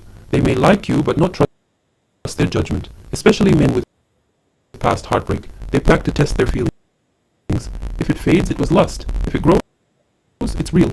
This is not romantic, but it is human. Now, what should you do when he acts distant? First, stop self-abandoning. Do not chase, do not punish, do not lecture. Maintain your rhythm. Stay warm, not anxious. Let him come to you. This gives him space to feel without pressure and gives you data. If he returns with effort, good.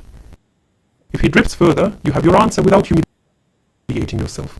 Let me say this clearly, like sister shaking shoulders. A man who likes you but pulls back will come back if you don't collapse. A man who doesn't like you enough will be relieved you stopped trying. Silence reveals truth. Also, men act distant. We feel they are losing polarity. If dynamic becomes too friendly, too predictable, too accommodating, attraction dulls. This is why I keep telling you to watch how men decide who they can treat casually. It explains why effort matters. Respect fuels attraction. Toward end now, but stay. This part matters. Many of you think if you are patient enough, he will open. Patience without standards is self-betrayal. You can be understanding without waiting forever. You can be kind without shrinking. Men respect women who don't chase clarity but expect consistency. Now comment prompt. Because I want you involved. Comment below the most confusing distance behavior you experienced from a man you liked. Short sentence. Other girls will read and realize they are not crazy. Before homework, let me guide you forward. Watch the Big Sister playlist created. It's designed to be binged. Each video builds your emotional strength and dating intuition, so you stop overanalyzing men and start trusting yourself. Homework time now, my girls. This week, when a man pulls back, do nothing extra. No chasing, no over-explaining. Observe. Write down how long the distance lasts and what happens after. Also, write down how you feel when you don't chase. Something that can be applied in life with people. You know, it's not always so much about a male or anything like that. It's just this is things you can applicate in just your day-to-day life with people. You know what I'm saying? And also ways that you can also examine yourself and how you live your life. You get what I'm saying? Okay, let's go. Take a damn nap. Anxiety will rise, then fall. This is you detoxing from attachment panic. Also practice redirecting energy into your life. Gym, friends, work, joy. Men feel when you are centered. Now pep talk. Because I never leave my girls heavy. Listen to me. You are not too intense. You are not needy for wanting connection. You are human. The right man will not punish you for having a heart. He may need space to grow into his feelings, but he will not leave you confused forever. You are powerful when you stop trying to manage his emotions and start honoring Distance does not mean you are losing. Sometimes it means you are winning clarity. I'm proud of you for learning, for choosing understanding over panic, for being here. You are doing better than you think, and Big Sister is always watching your back. Welcome to your Russian Big Sister. On this website, you can choose between different coaching options depending on how deep your situation is and how fast you want me to respond. I answer every single question myself. No assistant, no copy paste nonsense. Just me, my brain, and your situation. Because many of you are asking questions at the same time, I usually respond within 2 to 3 days. I don't disappear, I don't ghost, and if for some reason I take longer than that, you get a refund. Simple. I'm Russian, not shady. To purchase coaching, you click Ask Me Your Question. You write your situation, don't hold back, don't be dramatic, just be honest. Then you go to the cart in the top right corner, check out, and you're done. After that, I take it from there. Now let me explain the options. So you choose what actually fits you instead of wasting money. If you want something quick and direct, there is Quick Answer for $35. This is one short written response to one question, straight to the point, no follow-up. You get it within 48 hours. If you want something more affordable and you don't mind helping others learn, there is Public Answer for $25. I send you one carefully crafted strategic response by email, and I may use your situation as a public lesson. Don't worry, I change details and keep your identity completely confidential. This one is delivered within 72 hours, and there is no follow-up. If you need more depth because your situation is messy or emotional or confusing, choose Full Response for $65. This is a longer written breakdown of what's really going on, plus you get one follow-up question. This one is delivered within 24 hours. If you want me to really go in, like Big Sister with tea and truth, there is Deep Dive for $125. You get a detailed written breakdown and a voice response, because sometimes you need to hear tone, not just read words. This also includes one follow-up question and is delivered within 24 hours. If you have multiple small questions, there is Ask To free for $70. You submit 2 quick answer questions, and the third one is free. Yes, free. Don't argue with me.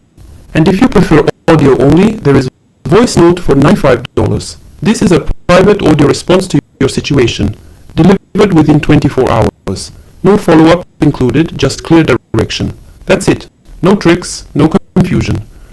Choose what fits your situation, click Ask Me Your Question, go to the cart, check out, and I'll take care of the rest. I'm not here to judge you. I'm here to tell you the truth and help you move smarter.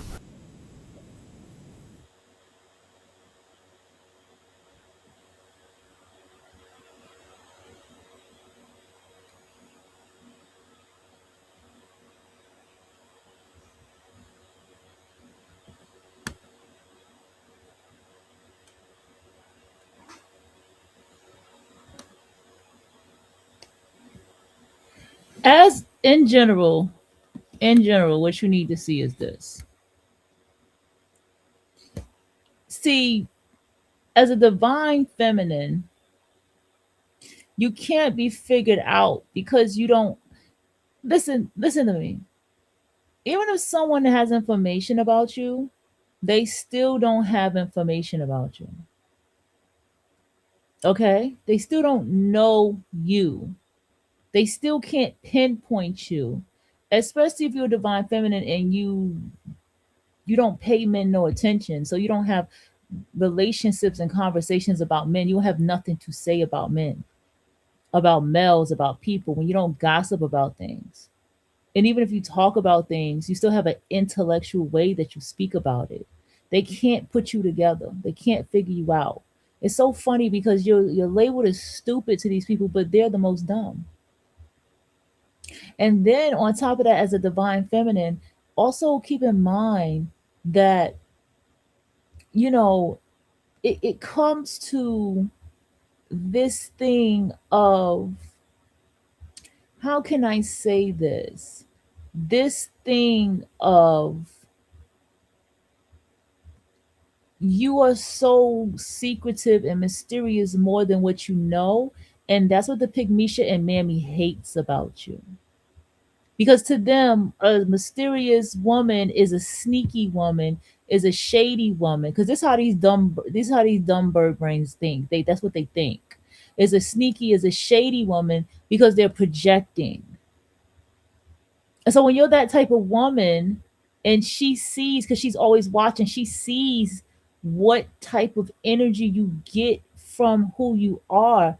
This is why she tries to take pieces of you. She gets contacts and she gets her nails done a certain way, but she still can't do it. It still looks a fucking mess.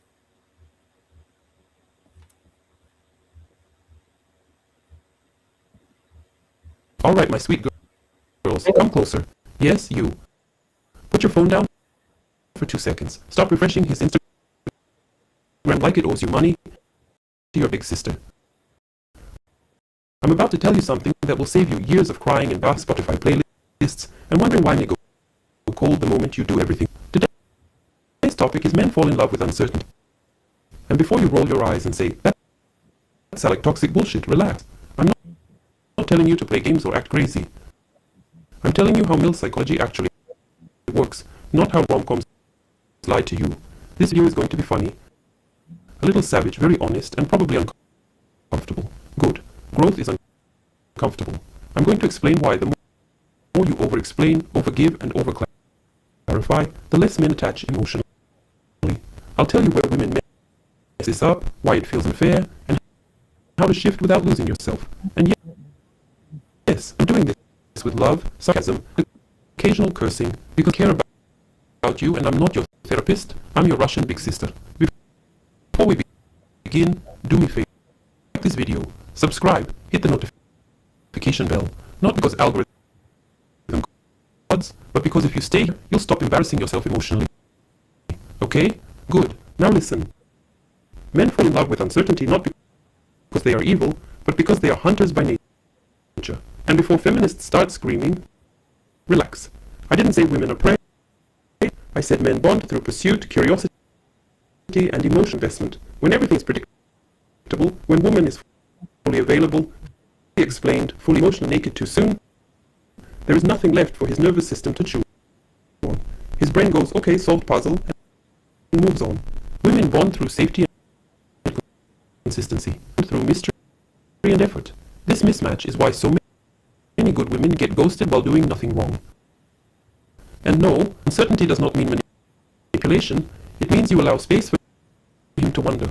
Wonder if you like him as much as he likes you. Wonder what you're thinking.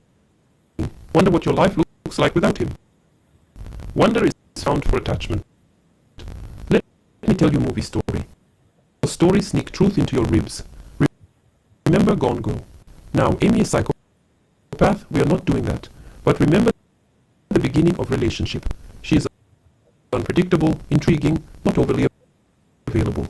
Nick is obsessed. Later, when everything is laid bare and controlled, love turns into resentment. Extreme example, yes, but lesson is there.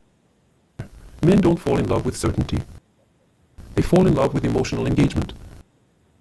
Another softer example, 500 Days of Summer never promises Tom anything. She doesn't define future. She lives in moment. Tom becomes obsessed, projecting meaning. Again, I'm emotionally responsible. I'm saying notice pattern.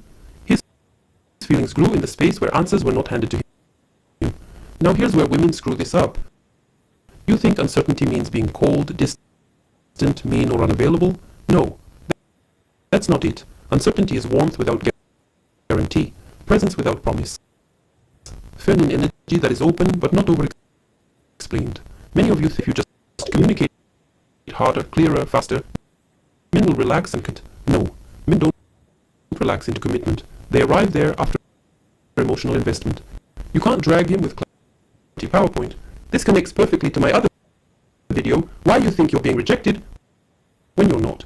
Because often when men pull back, women panic and think they're being rejected, when actually man is processing attachment. If you haven't watched that yet, watch it after this. It will calm your nervous system like vodka and blanket. Now pause, because I know you are already triggered, so I should just shut up and wait. No, be stupid. You still communicate needs, but time timing matters. Energy matters.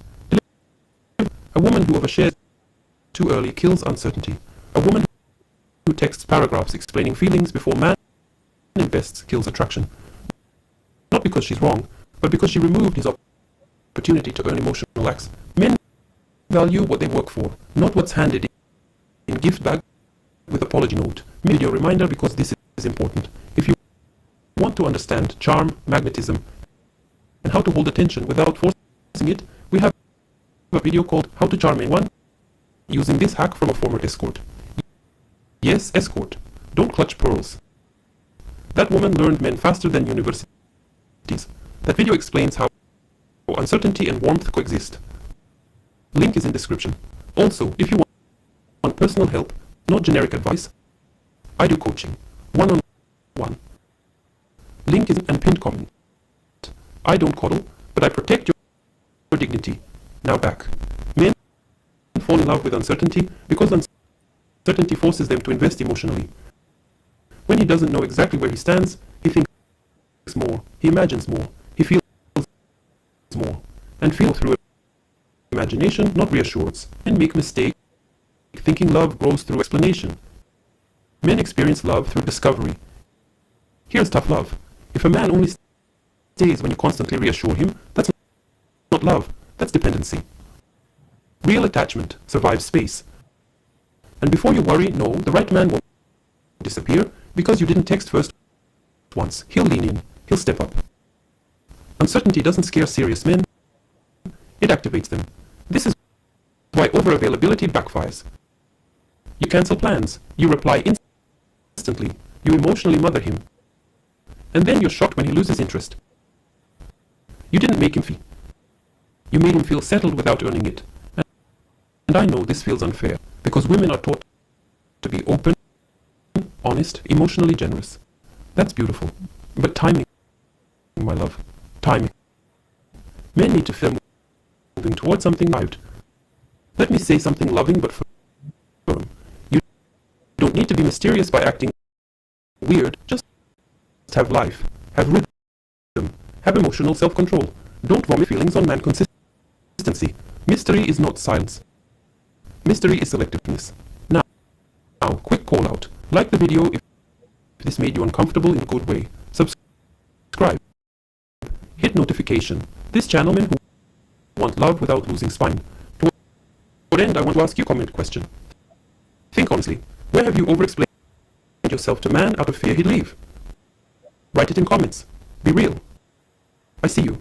Also, when you're done here, binge the Big Sister playlist we made. It's designed to rebuild your dating instincts gently. No games, just truth. Now homework. Yes, homework. Grow by listening only. This week, I want you to notice moments where you want to clarify. Where text again.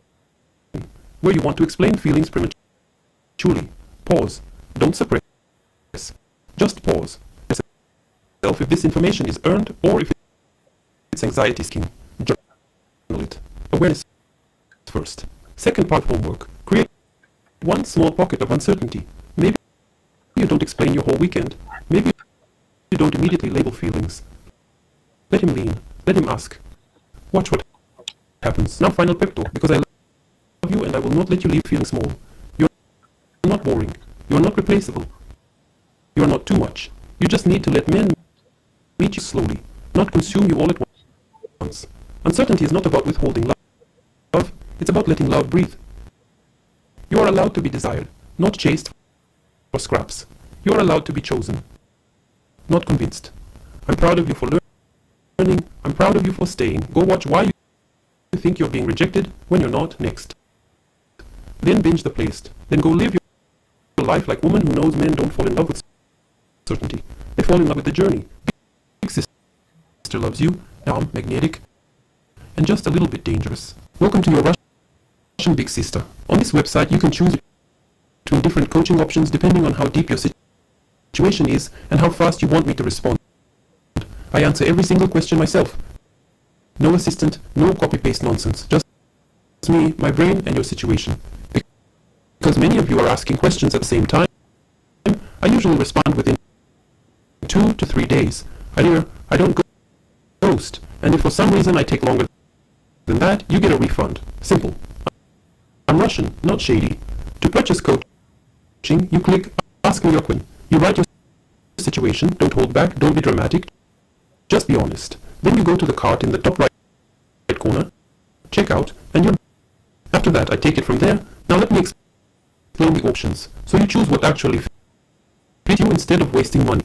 If you want something quick and direct, there is Quick Answer for $35. This is one short written response to one question, straight to the point. No follow-up. You get it within 48 hours. If you want something more affordable and you don't mind helping others learn, there is Public Answer for $25. I send you a crafted strategic response by email, and I may use your situation as a public lesson. Don't worry, change details and keep your identity completely confidential. This one is delivered within 72 hours, and there is no follow-up. If you need me because your situation is messy or emotional or confusing, choose full response for $65. This is a longer written breakdown of what's really going on, so you get one follow-up question. This will delivered within 24 hours. If you want me to really go in, like Big Sister with tea and truth, there is Deep Dive for $125. Get a detailed written breakdown and a voice response, because sometimes you need to hear tone, not just read. This also includes one follow-up question and is delivered within 24 hours. If you have multiple small questions, there is Ask 2, get one free for $70. You submit 2 quick answer questions, and the third one is free. Yes, free. Don't argue with me. And if you prefer audio only, there is Voice Note for $95. This is a private audio response to your situation, delivered within 24 hours. No follow-up included. Just clear direct. That's it. No tricks, no confusion. Choose what fits your situation. Click Ask Me Your Question. Go to the cart, check out, and I'll take care of the rest. I'm not here to judge you. I'm here to tell you the truth. Ready to take a nap after I take these clothes out.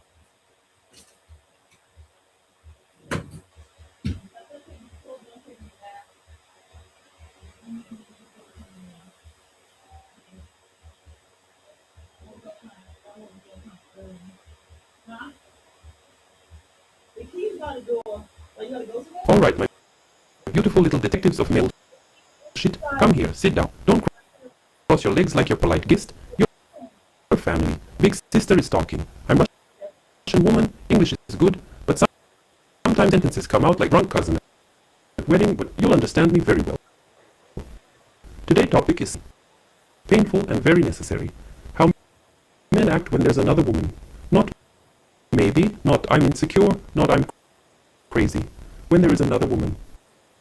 I'm going to tell you what changes, why it changes, how men give themselves away without realizing, and what you must never do when you feel it in your gut. You're going to laugh, maybe want to throw a phone, maybe feel relief. Finally, someone says it straight. Expect sarcasm, tough love, warmth, and true anesthesia. Before we start, do the grown woman thing. Like the video, subscribe, hit the notification bell so you don't miss when Big Sister saves you another year of emotional nonsense. Go ahead. I'll wait. Good girl. Let me say this first air. When there's another woman, men don't suddenly become better liars. They become worse, sloppier, stranger.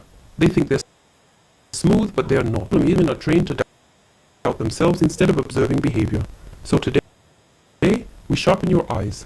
When there's another woman, the first thing that changes is his presence. He's technically there, but energetically checked out. Conversations feel shorter, flatter, like you're talking to a customer service agent who hates his job. He's curious about you, less engaged, not because he's tired, because his emotional curiosity is redirected. Men have limited focus. When attention moves, you feel it. Then comes defensiveness. Innocent questions suddenly feel like irrigation to him. You ask, "How was your day?" And he answers like you accused him of murder. This is guilt energy. Even men who don't consciously become edgy because they are splitting themselves between two realities. 1 foot here, 1 foot somewhere else. that tension leaks. Another thing that happens is weird generosity mixed with coldness, random gifts, compliments, sweetness that feels off. This is not love spike. This is sensation. Men try to balance internal scales. If he's doing wrong, he throws kindness like confetti and hopes it covers smell. It doesn't. Let me give you a movie example because movies tell truth when we don't want to hear it. Remember Chloe Portman and Jude Law? That entire movie is about men acting one way while internally already gone. He lies not to her, but because he wants both worlds, comfort, stability, and novelty. Men often leave immediately when there's another woman. They hover, they test, they wait to see which option feeds ego better. This connects perfectly to our last video, 5 boundaries women must set early or he'll walk all over you. Boundaries are weak. Men feel free to explore while keeping you as emotional. If you haven't watched that yet, watch it next. It will make everything I'm saying click harder. When there's another woman, his phone behavior changes. Not just hiding, but posture changes. Screen angle away. Notification. Suddenly privacy becomes very important to man who used to leave phone on table like dead fish. And women feel crazy noticing this. You're observant. Another sign is projection. He accuses you of things you're not doing. Being distant, being suspicious, being needy. This is psychological mirror. His mind is busy managing deception, so he assumes you must be doing same. Projection is confession in disguise. Let me pause here because some of you are sitting with knot in stomach thinking, I need clarity, but I don't want to explode my relationship. If you want coaching, link is in description and pinned comment. We go through your specific situation calmly and strategically. No drama, no panic moves. Now here's tough love moment. Women often confront too early and too emotionally. Crying, accusation, speeches. When there's another woman, emotional confrontation rarely brings truth. It brings better lying. Men tell truth when they feel consequences, when they feel tears. Midway reminder, because truth has layers. Our Patreon video, number 1 truth successful escorts. Know that most wives don't is live. And yes, escorts again. Calm down. Escorts see men without fantasy.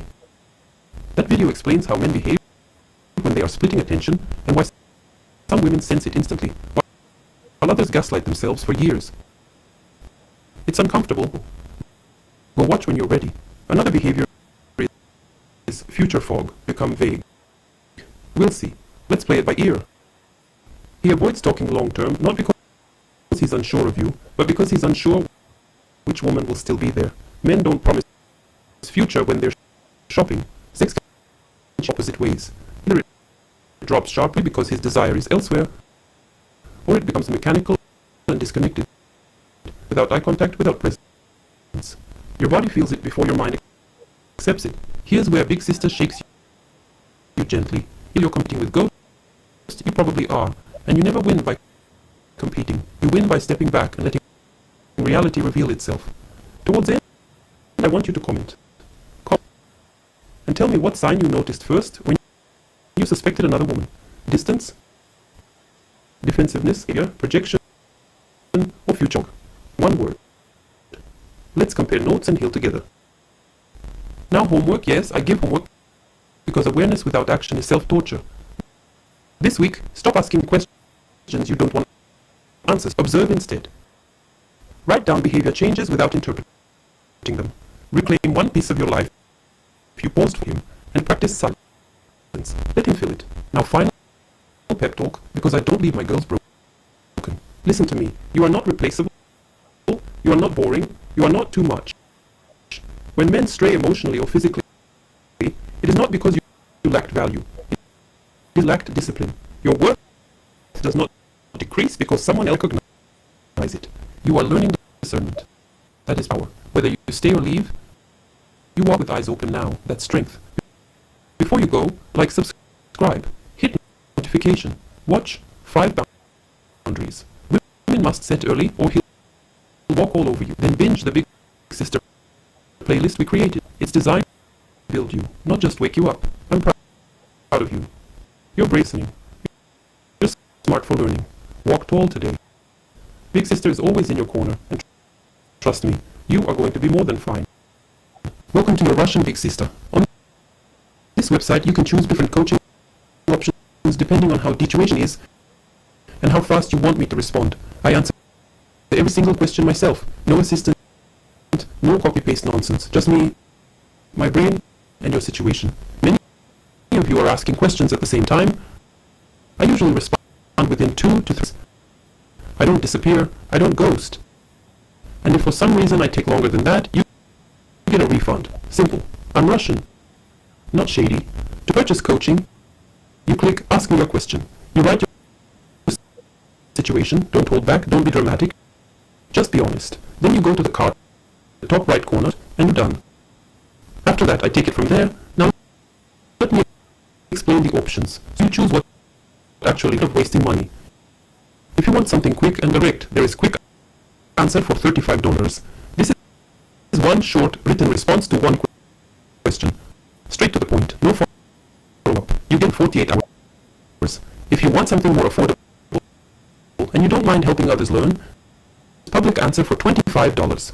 I send you one carefully crafted strategic response by email, and I may use the situation as a public lesson.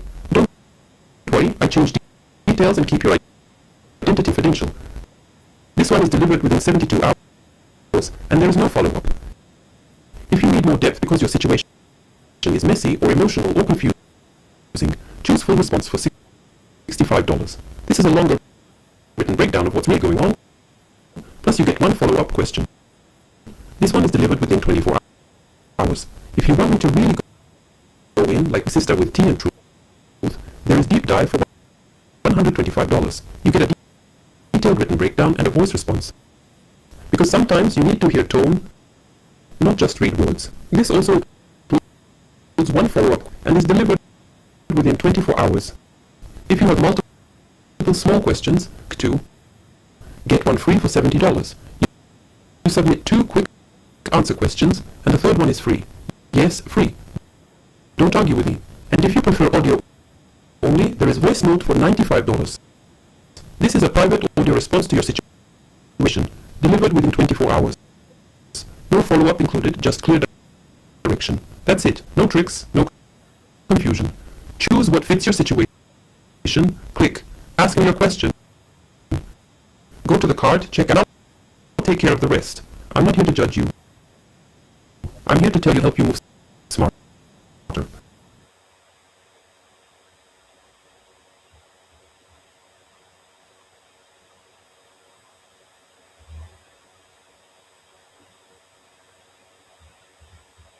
All right, my beautiful little heart wrist. Come sit with Big Sister. Bring tea, wine, or just your anxiety. I'll take it all. I'm Russian, English good, but sometimes grammar go on vacation, but message always arrives. Topic is spicy, sneaky, and painfully familiar. 5 secret tests men use when they start losing interest. Tests. Not quizzes with answers, but little psychological pokes men do when they're halfway out the door, but still want comfort, validation, and ego snacks. I'm going to tell you what these tests feel like, why men do them, and how not to fail without losing your dignity. Expect sarcasm, tough love, cursing, story, and by the end you'll feel less confused and way more powerful. You'll stop asking what happened and start saying, oh, I see you. Before we begin, do the sisterly thing. Like the video, subscribe, hit the notification bell so YouTube stops feeding you garbage and gives you wisdom instead. Do it now. Don't make me repeat myself. Now let's get into it. First, understand this core truth. When men lose interest, most don't leave immediately. They test. They test because they want to know how much access they still have, how low your standards can go, and whether they can keep benefits without effort. Men are not evil villains twirling mustache. They are efficient. If something still works, they keep using it. One of the first tests is sudden inconsistency disguised as busyness. He used to text, call, plan. Now replies are delayed, plans are vague, energy is half dead, and then randomly he popped in with charm like nothing happened. This is not confusion. This is temperature check. He's watching if you'll complain, chase, over-explain, or quietly accept crumbs. If you reorganize your whole emotional life around his inconsistency, test passed. For him, not for you. Another test feels like emotional withdrawal with bait attached. He shares less, asks about you, but still wants physical closeness or attention. This is him checking if intimacy can exist without emotional investment. Many women fail best by trying to pull emotion out of him, asking what's wrong, offering comfort he didn't earn. When you do that, you teach him he can downgrade effort and still receive girlfriend. Let me bring movie so you see it clearly. Remember, he's just not that into you. That movie was basically public servicement. Men who are interested make men who aren't create confusion. And the women who suffered most were the ones interpreting mixed signals as secret meaning. There is no secret meaning, is the message. Here's an ego. He subtly challenges. Maybe he cancels last minute, makes a disrespectful joke, or asks for something he crosses your line. He's wanting reaction. Do you laugh it off? Do you rationalize? Do you say yes when your stomach says no? Men test boundaries when interest drops because respect is already slipping. This test tells him whether consequences exist. If there are none, interest doesn't come back. It evaporates faster. Quick pause, because important. If you're sitting there thinking, I don't know if I'm overthinking or seeing patterns, coaching link is in description and pinned comment. One-on-one clarity, no judgment, no gaslighting, just truth and strategy. Another test is comparison pressure. He mentions other women casually. Co-worker, friend, ex, stranger.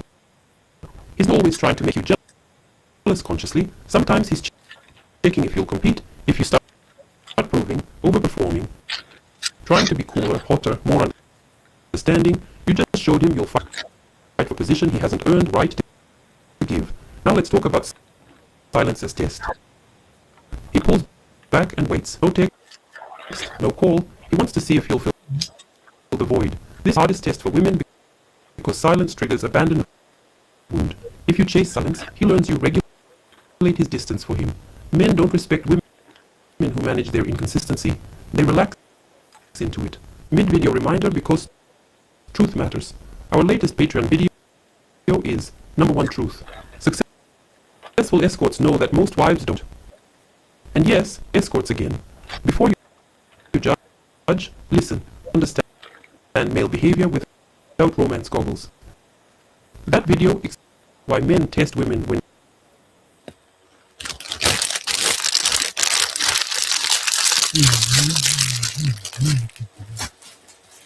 sit with me, take your coffee, your tea, your emotional support, whatever you have. Big sister time. And before we start, quick reminder, my Patreon, I just posted a new video, how to seduce Cleopatra. Not this cheap, let me selfie seduction. But the cool strategy, body language, voice, timing, silence, all this dangerous feminine magic.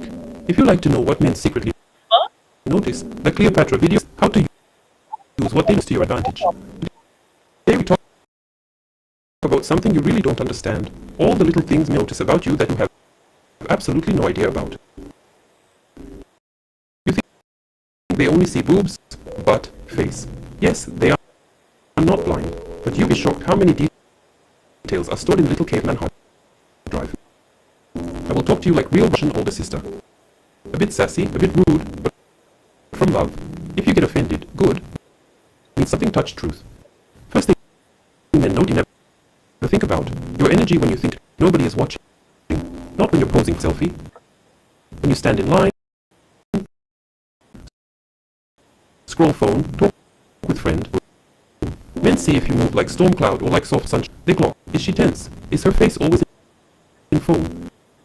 Does she look angry at world by default? Many of you wonder why no one approaches me in real life. I love your resting energy is saying, do not groom me or I kill you. Second thing, how you treat unimportant people. Waiters, Uber driver, cleaner, girl in bathroom who gives you paper towel. Men notice this like hawk. You can be sweet to him, but if you snap fingers at waiter or roll eyes at barista, head alarm goes off. Ah, okay, this princess act is temporary. When she is comfortable with me, I get this attitude too.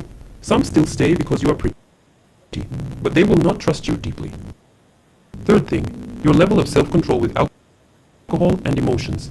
You think, he doesn't mind empties. But men are quietly watching. How many drinks until you start yelling, crying, flirting with his friend, or posting cringe story at 3 a.m. They remember how you behave when you lose control. Elton is not a woman who never drinks. She is a woman who knows her limit and respects it. Fourth, your relationship with your phone. Men see if they are on date with you or with a screen. You put phone on table face up, notifications popping, always checking, always reply immediately to everyone but him. He notices. He also notices you can put phone away. Be present. Look at him when he speaks. This shows your capacity for intimacy. Presence is rare now, so it stands out like a diamond. Your voice. Not only what you say, but how. Men are very sensitive to tone, more than you think. Is your voice always sharp, sarcastic, like you're ready to fight? Or is it warm, curious, playful? Even small high on phone can make them feel safe or attacked. Many women lose with men, not because every sentence sounds like a complaint or interrogation. Your loyalty when he is not there. You think he doesn't know, but men watch patterns. How you talk about your friends' relationships, how many male besties you keep as backup attention, how much you flirt when you think it's just joke. Will men feel? You know, I have to crack up at this These women part, right? Because it's so funny, right? Because a lot of women get very comfortable with males, right? And I mean, they get comfortable to the point where it's like it don't even cross their mind. That's why I say this male bestie friend zone thing is a trap. It's an absolute trap. It's unreal and unrealistic. Observing you like this, you're dating him or you're interested, and this person is observing you. They're watching your every move, even if it don't seem like they aren't. I mean, literally watching your every move, even it don't seem like they aren't.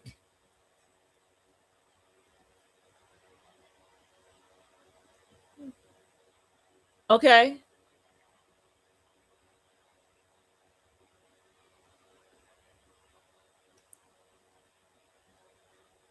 And then here's another major thing that I also saw. And another major thing that I also saw is that these women, you know, especially for readings and stuff, right? They'll be like, I've been friends with this guy for so long and blah, blah, blah, blah, blah. And then turn around and be like, is this person going to be with me?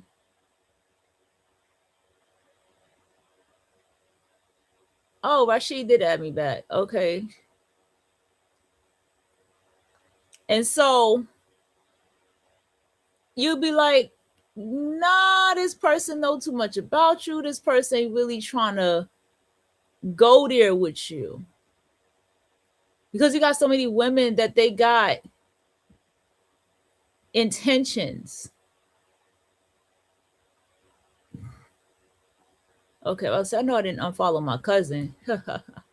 I should hit him out like, cousin. And so these women who fall into the friend zone with a man is pretty much falling into trickery.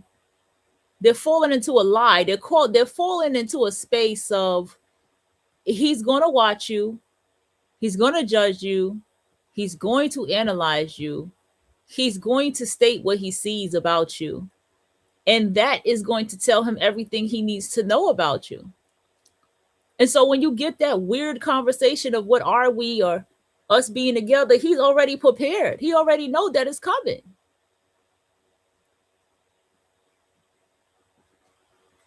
He just already knows that it's coming. And that's what that makes me think about when she said that part there.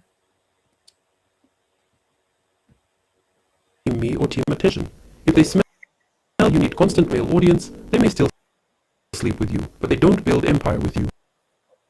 Seventh thing, how you speak about other women and about yourself. You gossip like other girls. She's probably sleeping with everyone. She gained so much weight. I'm not like other girls. I just get along with guys better. He hears this. Your self-esteem is on sale. Also, he understands. If you talk like this about other women, later you talk like this about him too.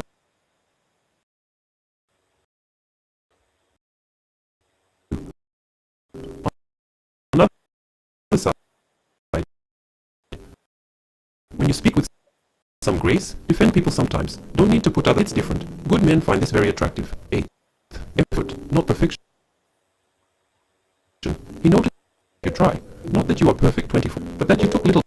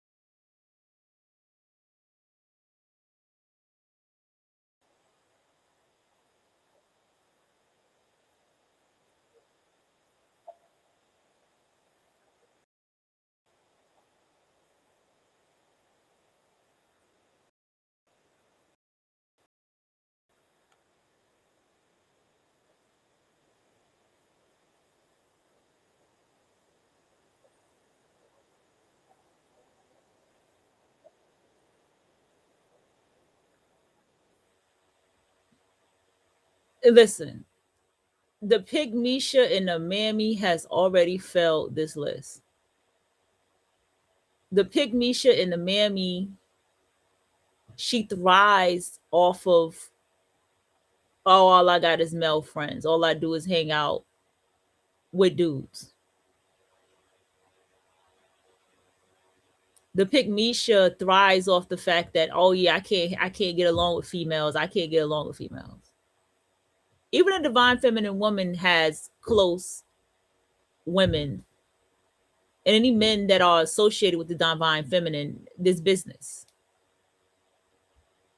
And she knows who her divine masculine is if she has one, or who her counterpart is, whoever that, if that's even that, or somebody she may have an interest in, and she moves accordingly to that.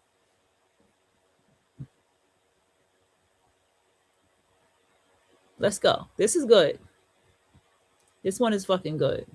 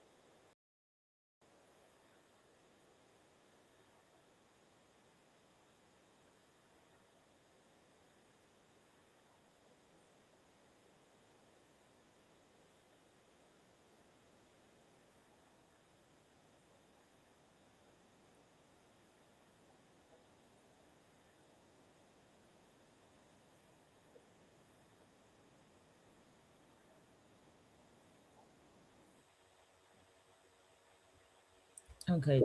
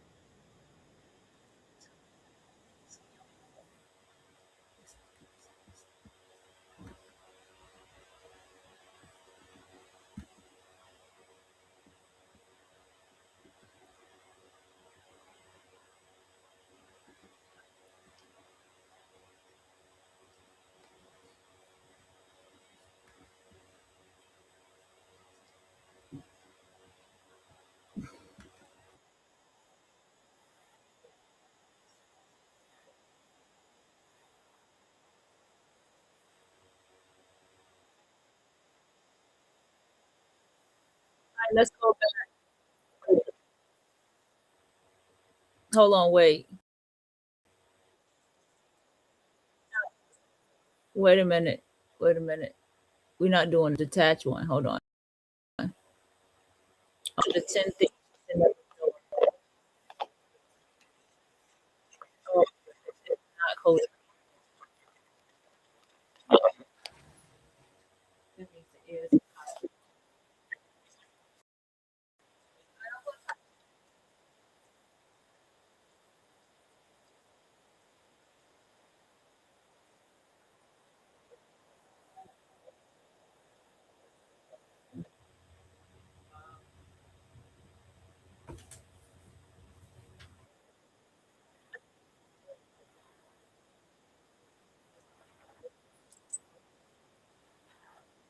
right, y'all. Hold on. Never take.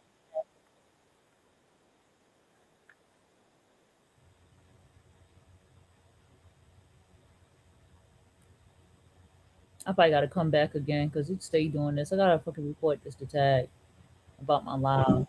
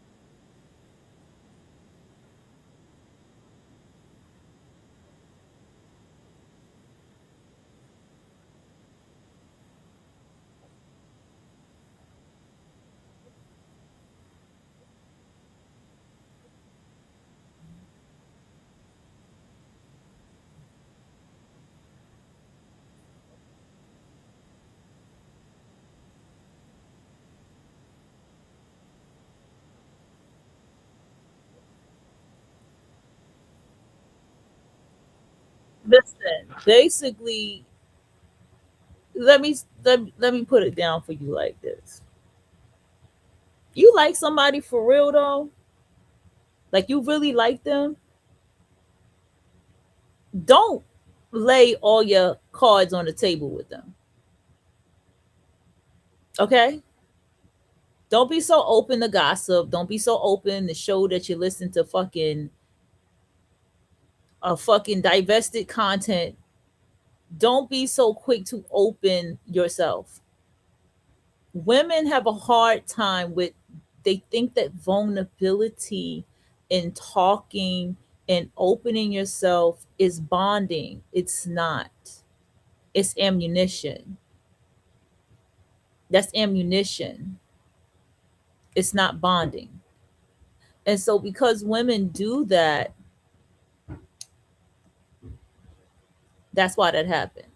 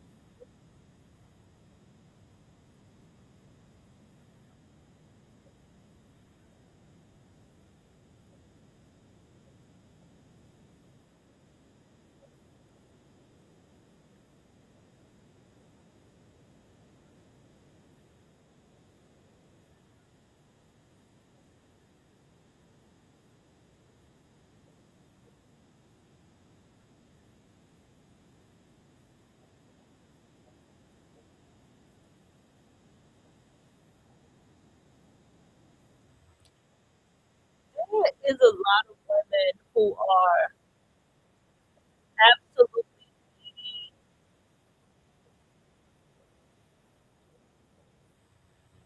needy and annoying. And their whole purpose of wanting a relationship is for the sake of other people. It's not because I sincerely like this person. Like when you get into the pick Misha and the mammy, any man is a good man or good enough, or any man at least that has a decent look, because most of them, they don't have taste any fucking way. Any man is what they say.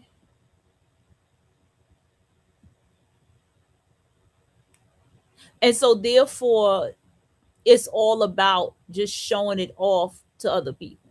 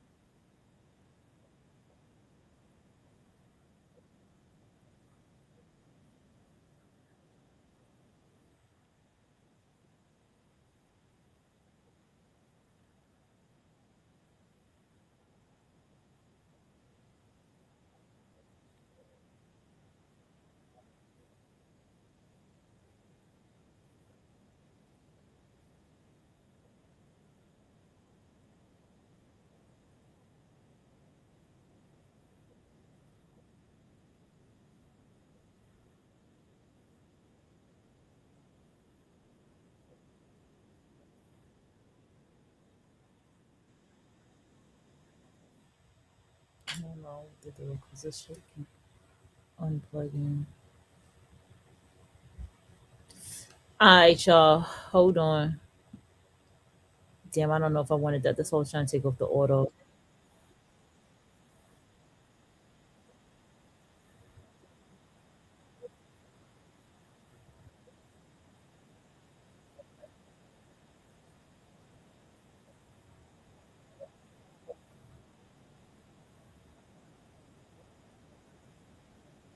Take it here with the how you're mentally ranked, and we're gonna move it to XPimp.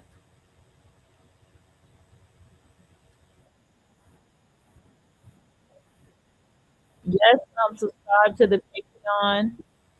I am subscribed to the Patreon, but I will not play a Patreon video because that's money.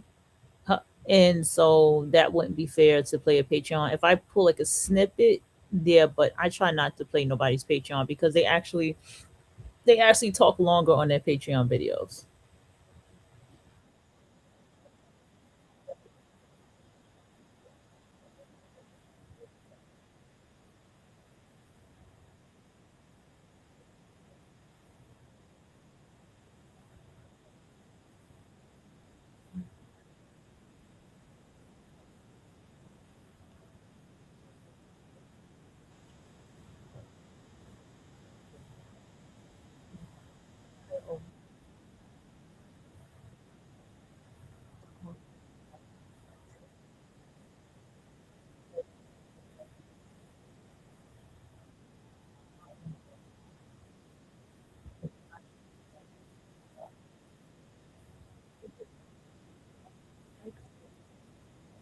And why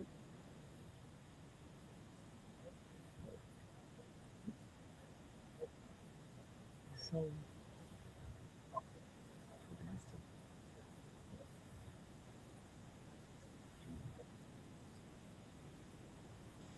that's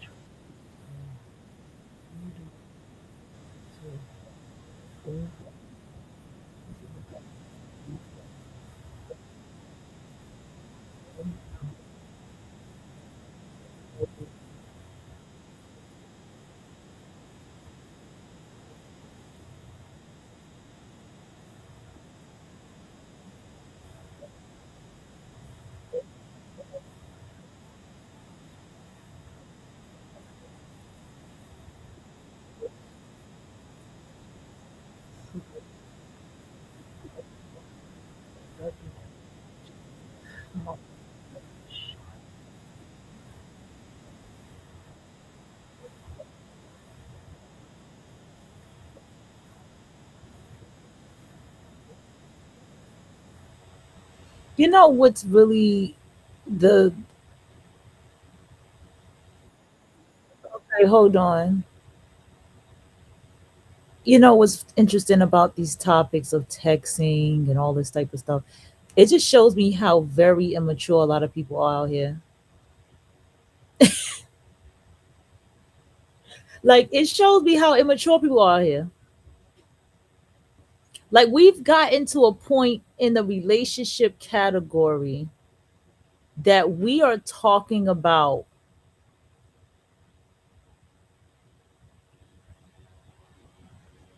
we're talking about people texting people back. How did we get here?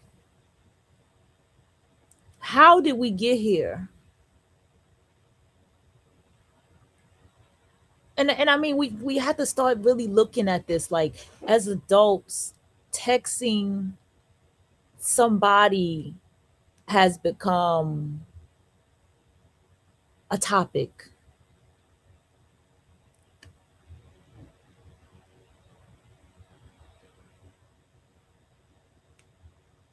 I had my homie, my midtown homie, right? Y'all already know.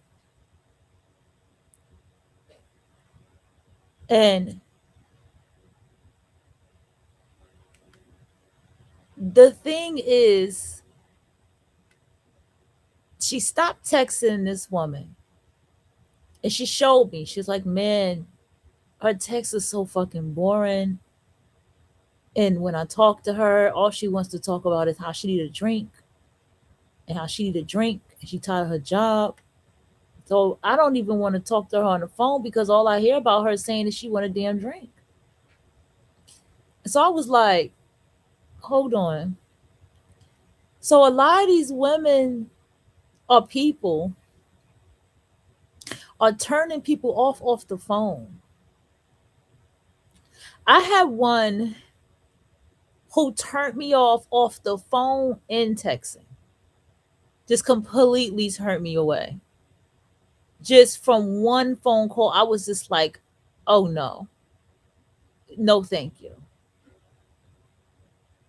And then in this case with my homie, she was like, Shorty basically, it was JC a case of how do I put it?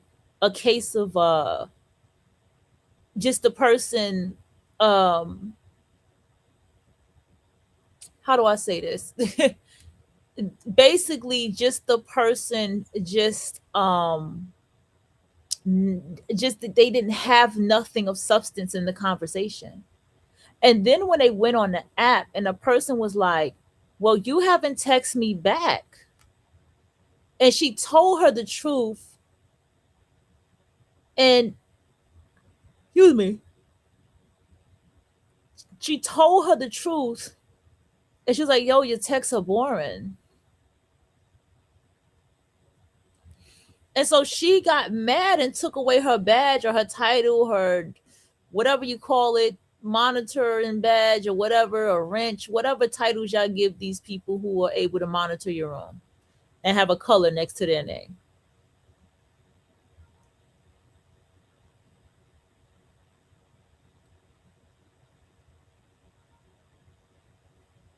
And because of that, she was like,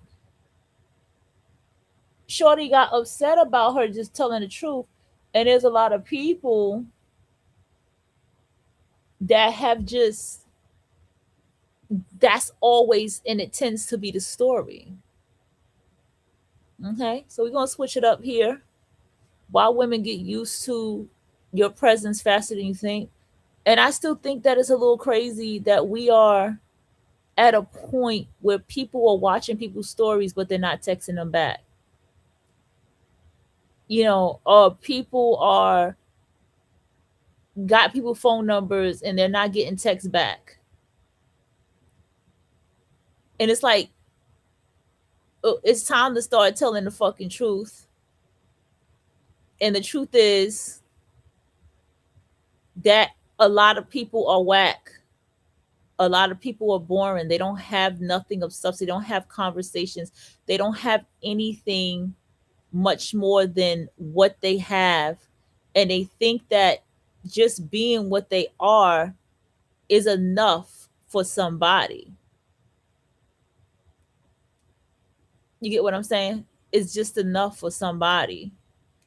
And so this is what I'm saying, that it's the ego of it all. And it's like, no, you're not enough for what I want, for what I need. Something with substance, somebody who can share something with me, somebody who can show me a video that they're watching, somebody who can show me many things.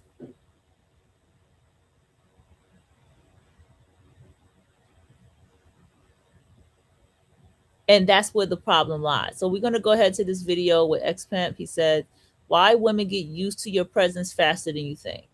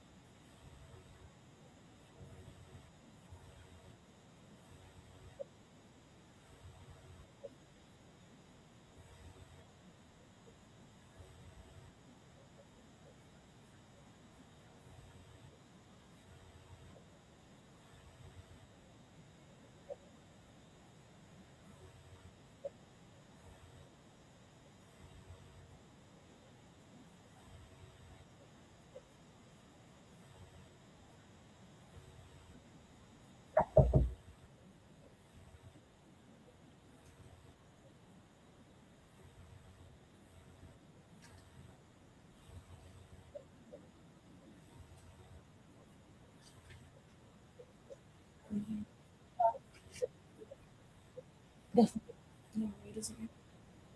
it's not in there. Oh, in the front under the basket. See if got the leave front.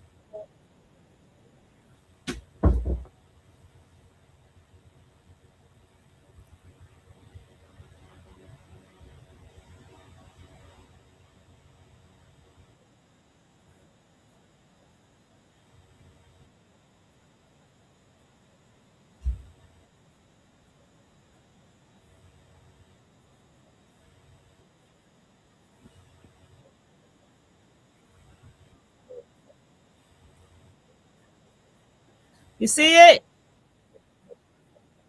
Huh? What's there?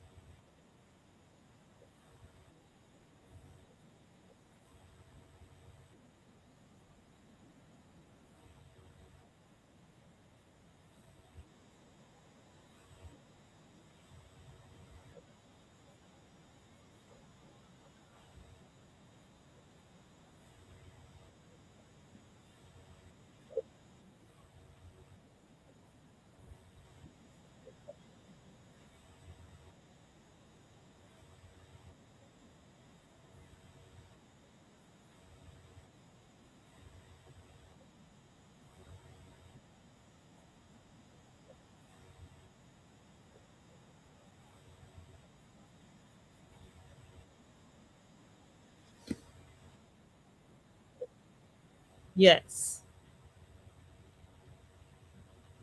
Yes. Beautifully said. You have to be able to emotionally be able to hold your own. Nobody wants to be with an emotional fucking wreck. Nobody wants an emotional car wreck. This is beautifully said. Let me turn this up.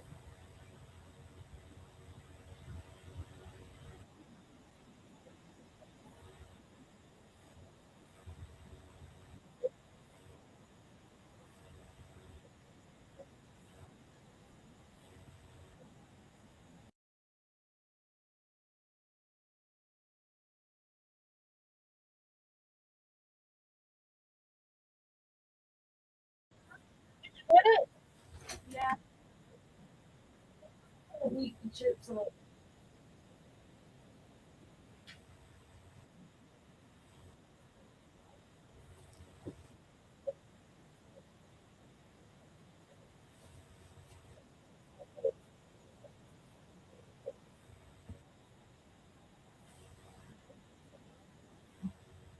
Oh, yeah.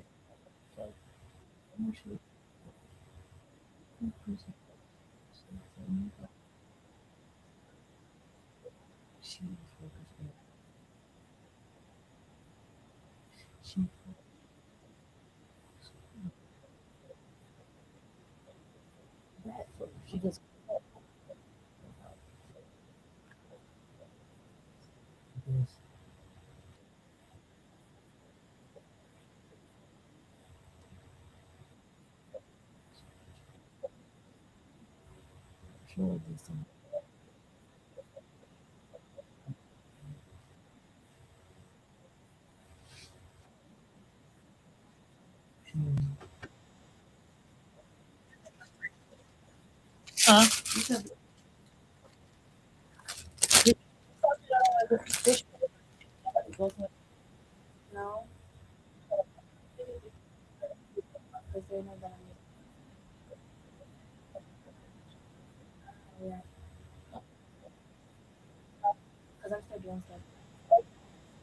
All right. Thank you.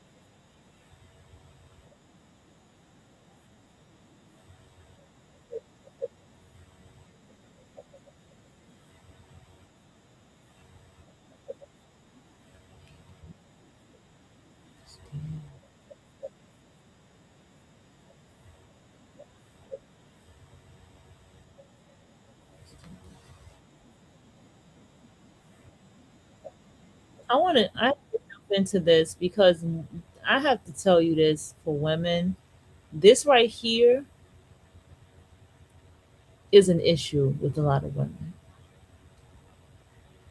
they put too much emotional weight on people before the person gets a chance to even get to know them. Well, why didn't you call me? Why you didn't come to my chat room? Why you didn't text me back? Why you not like? It's too much emotional weight on somebody. And when you put that much emotional weight on somebody, it looks very, I hate to use that word, narcissistic, selfish. It's like all of those words that we all hear on the spectrum type words. And once someone begins to sense that, I know for me, I fall back. I fall all the way back. Cause like, why why is it so much you why is it so much that you need my attention or my energy this much? And this is why it looks like, okay, what's really going on? And it make you look at somebody sideways. So a lot of women be doing too much of this.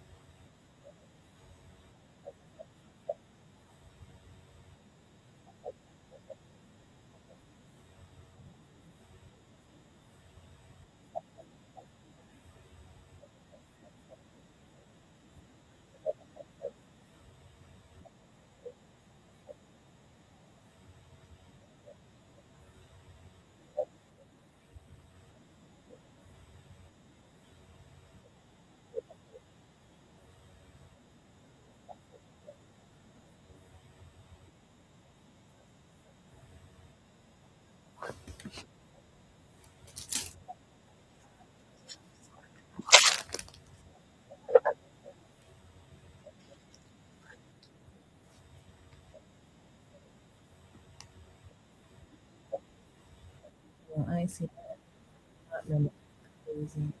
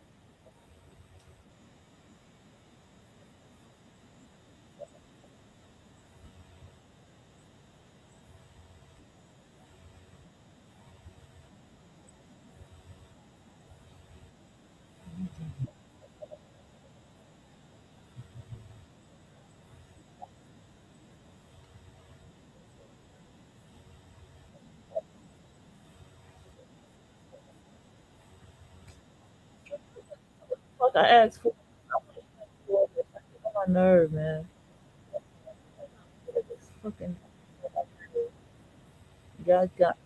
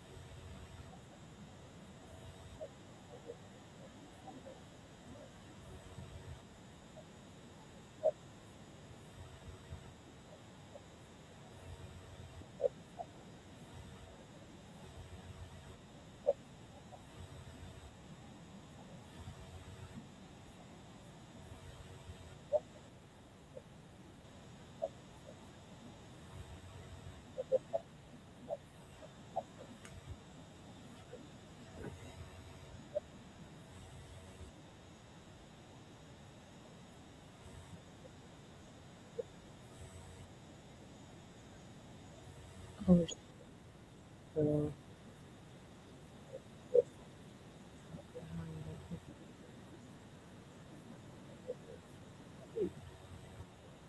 jeez.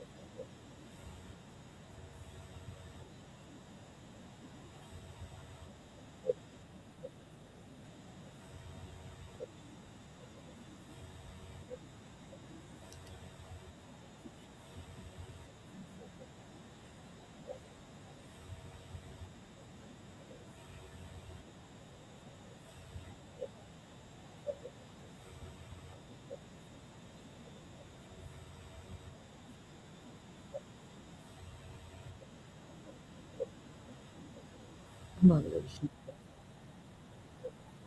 Okay.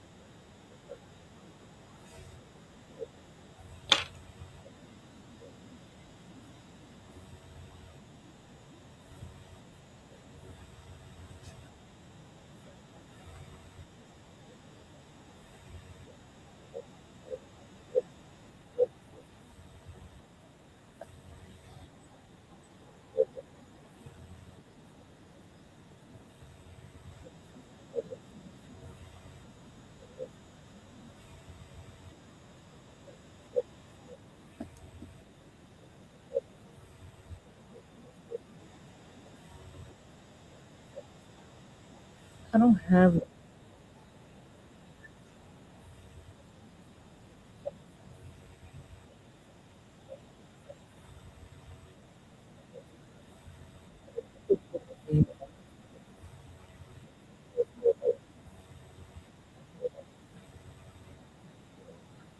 Fuck.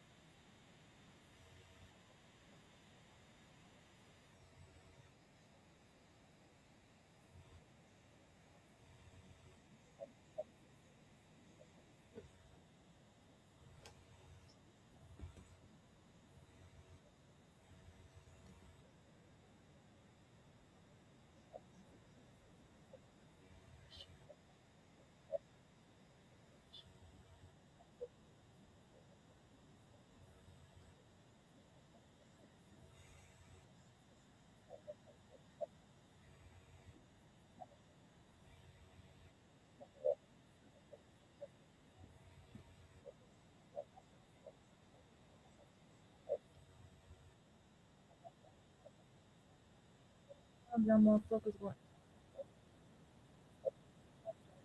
I ain't seen my birthday.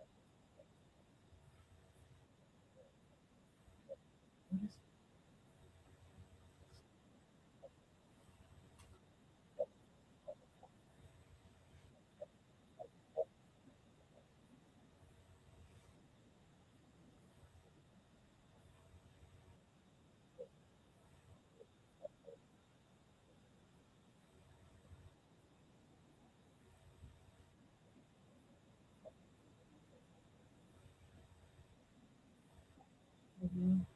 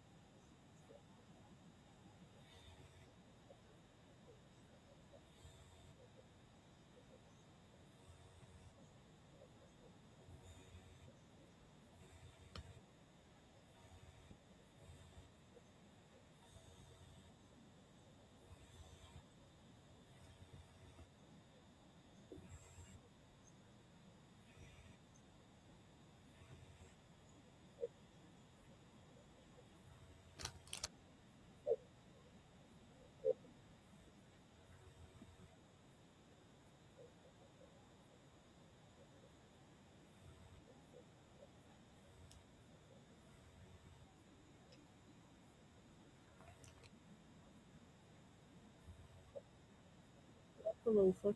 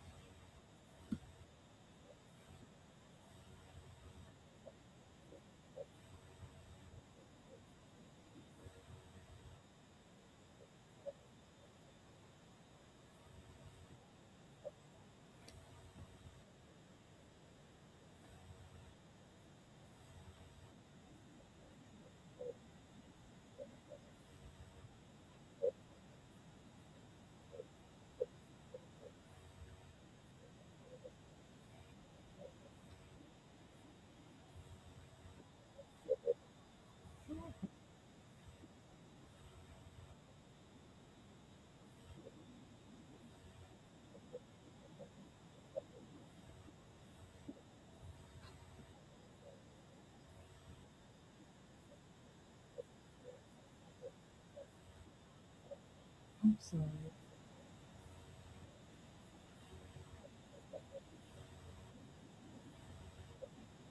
what's going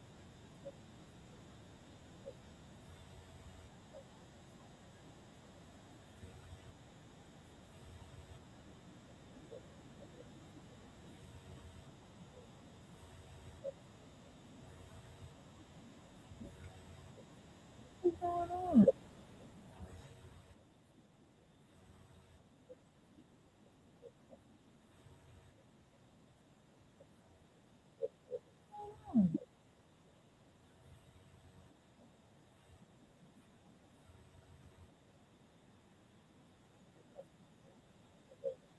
This is my account.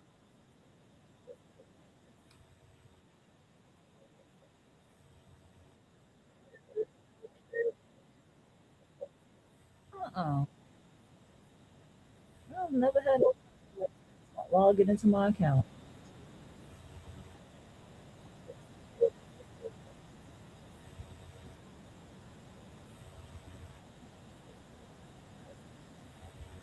Not it. Oh, this is something that you do that.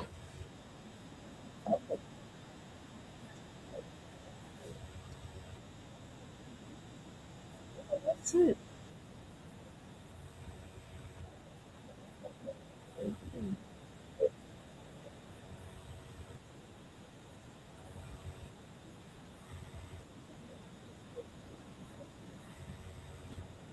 So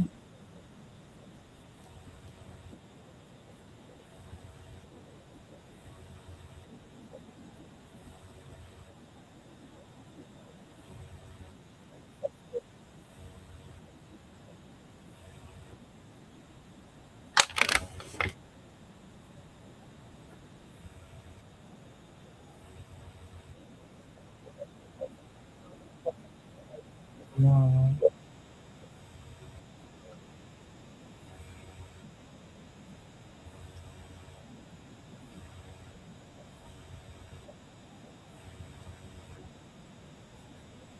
what's going on?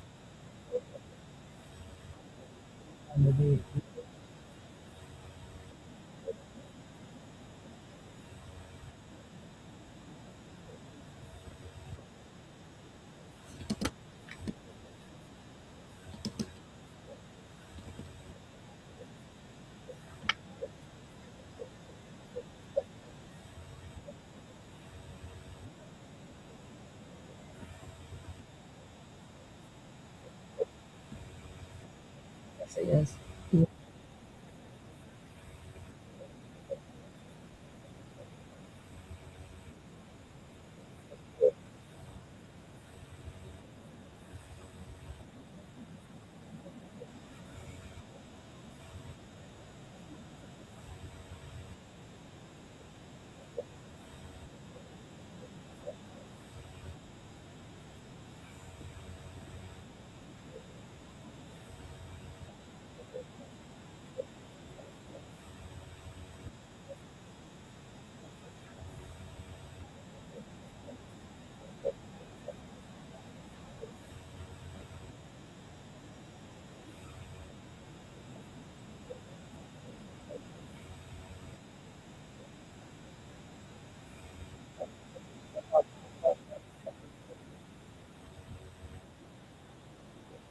Okay, indeed.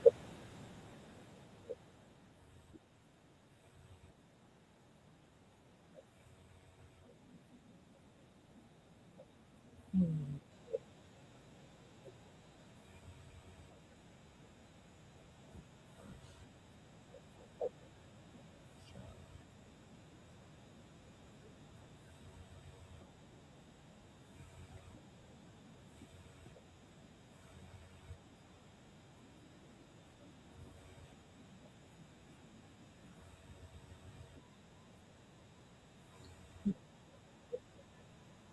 What's in the audio? Okay, it's not.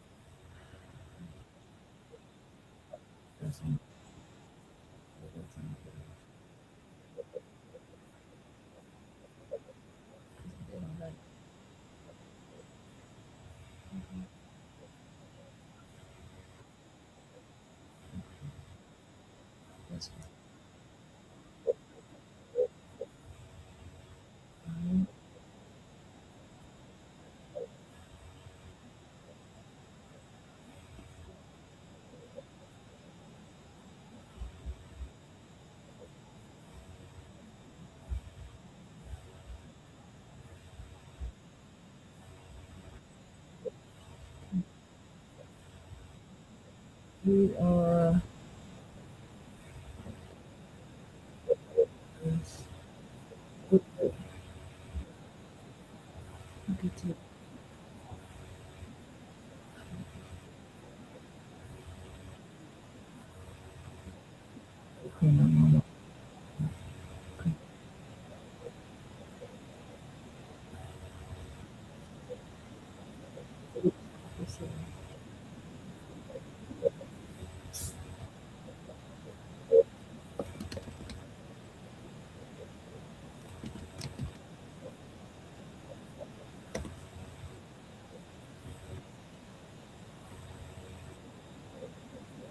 Okay.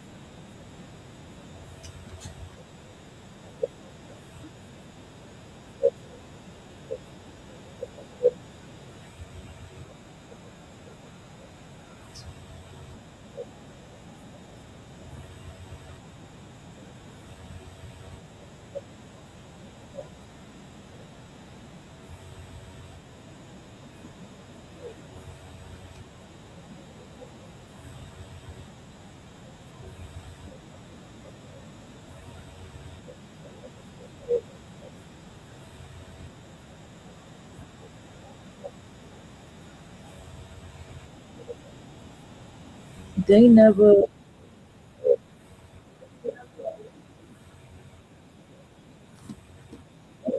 nothing contact.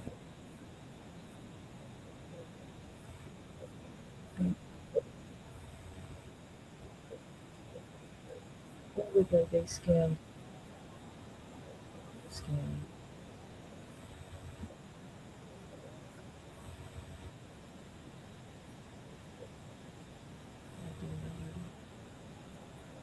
On that shit, bro.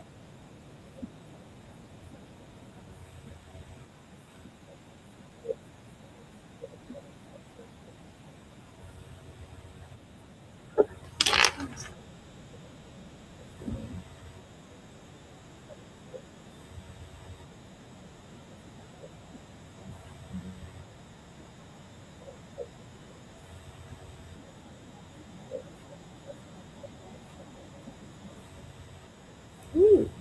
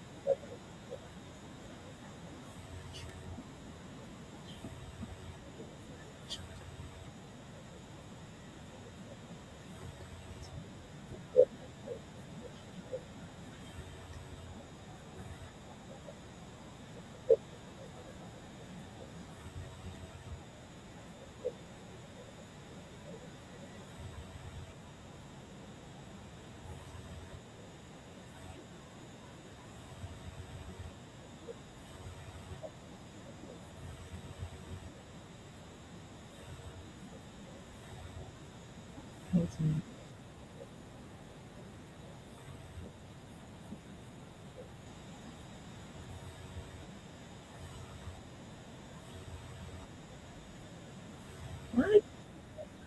available not see?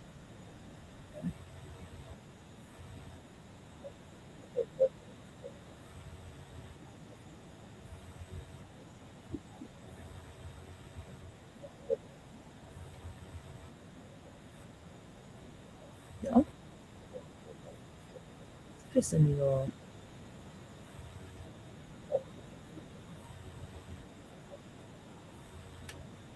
Debit card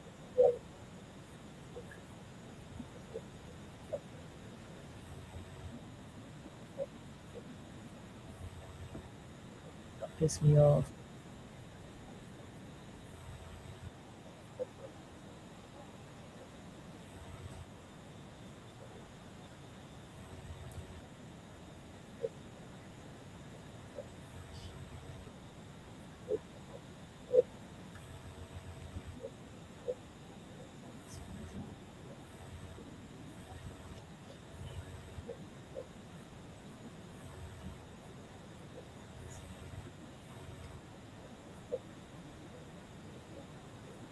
That's not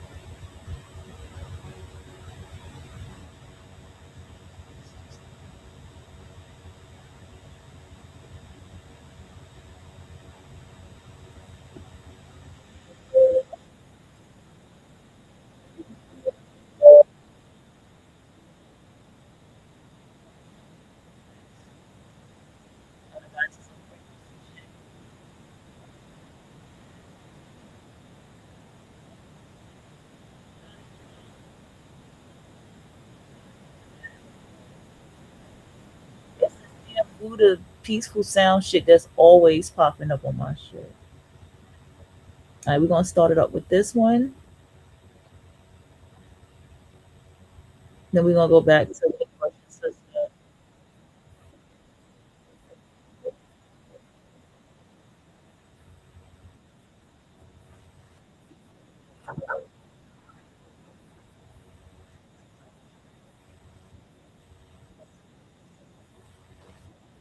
Gotta pee.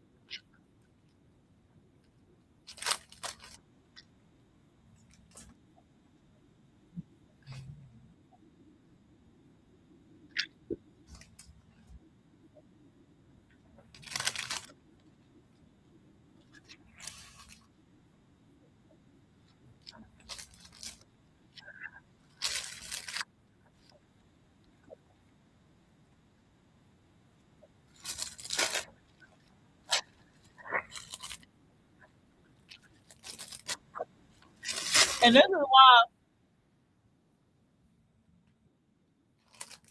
the divine feminine, once you start getting treated like this when you shut down. That's when you shut down. You don't talk. This is when you begin to go into a place of completely ignoring him and not caring. Like, actually, this is the point where the divine feminine begins to completely not love him no more. Like, this is where the love stops, right here.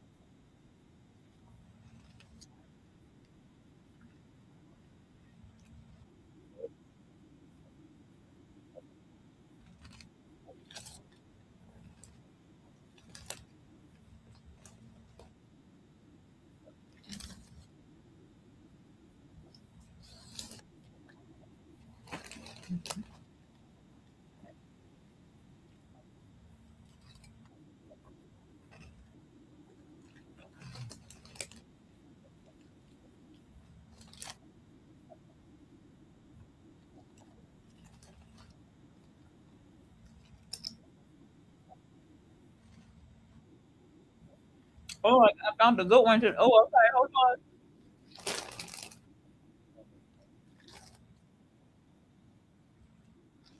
I want a table. I got this.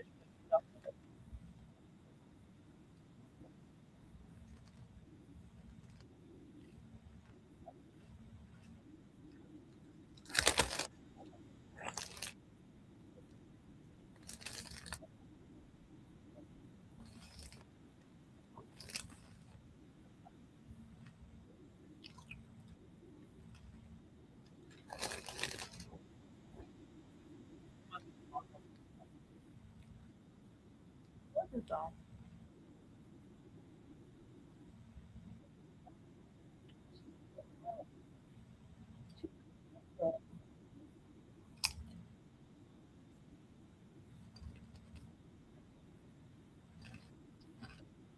So young.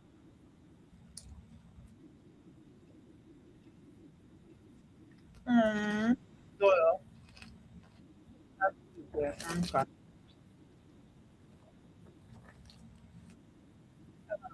Family.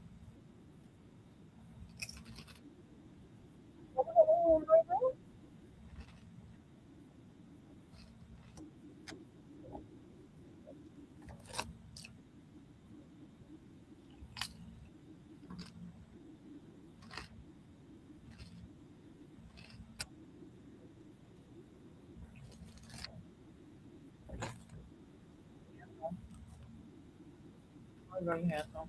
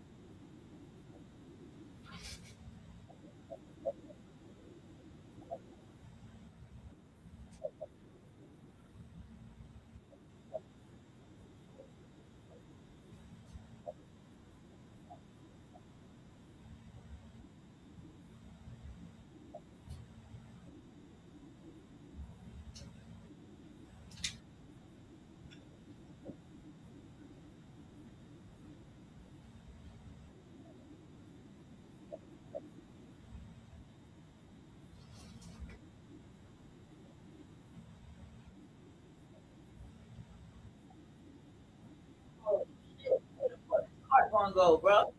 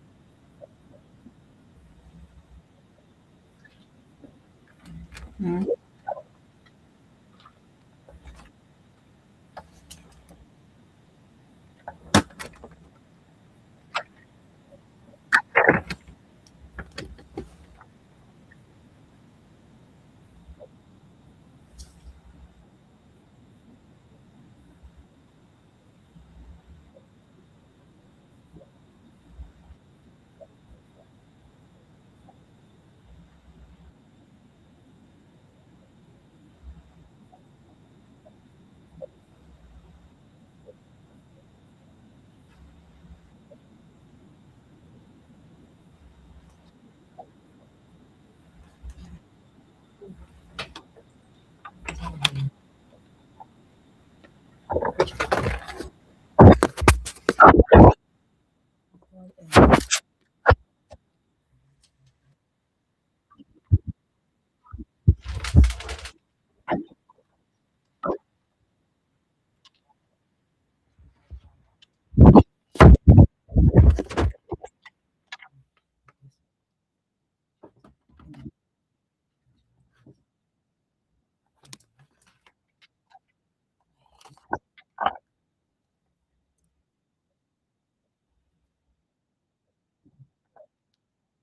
was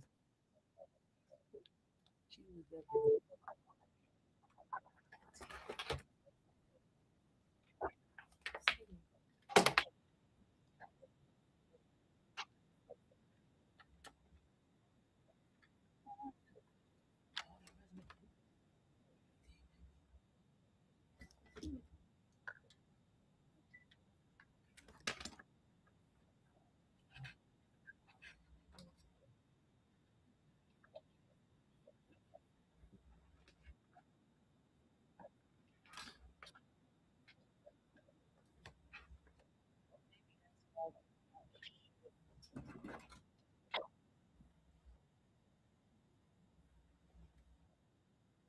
all this shit.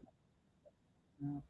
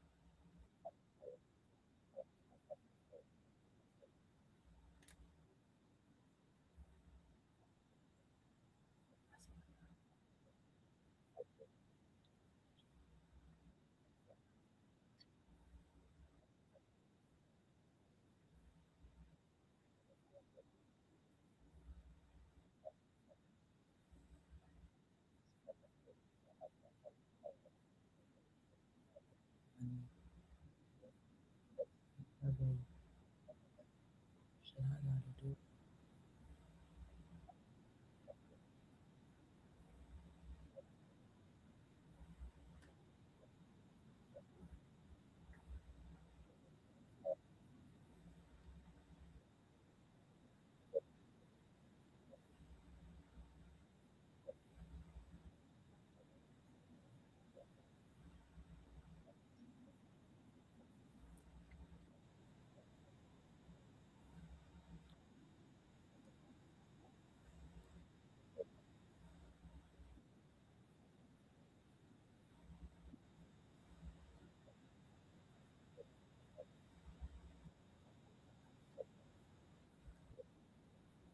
That's a sign that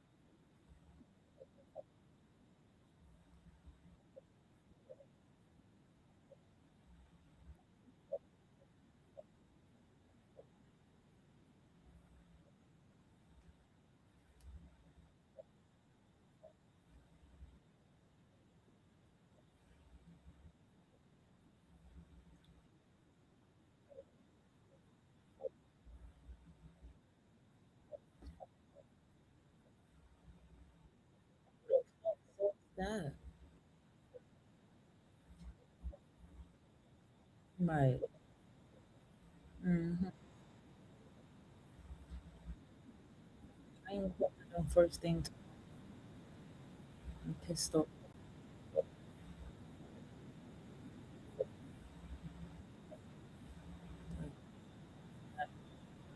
Everybody shit. Um,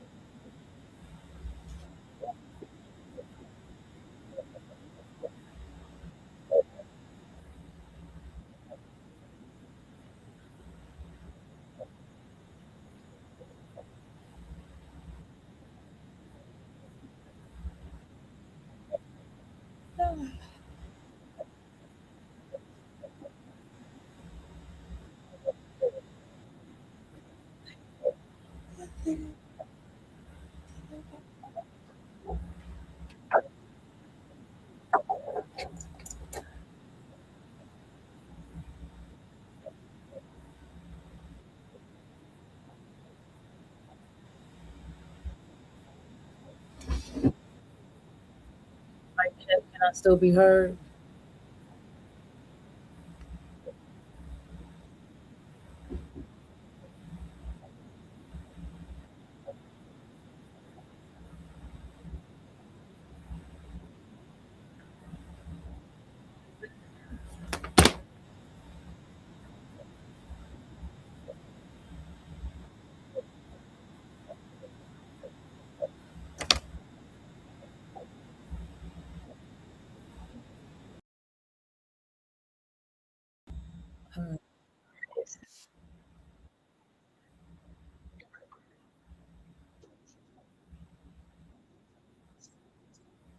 All right.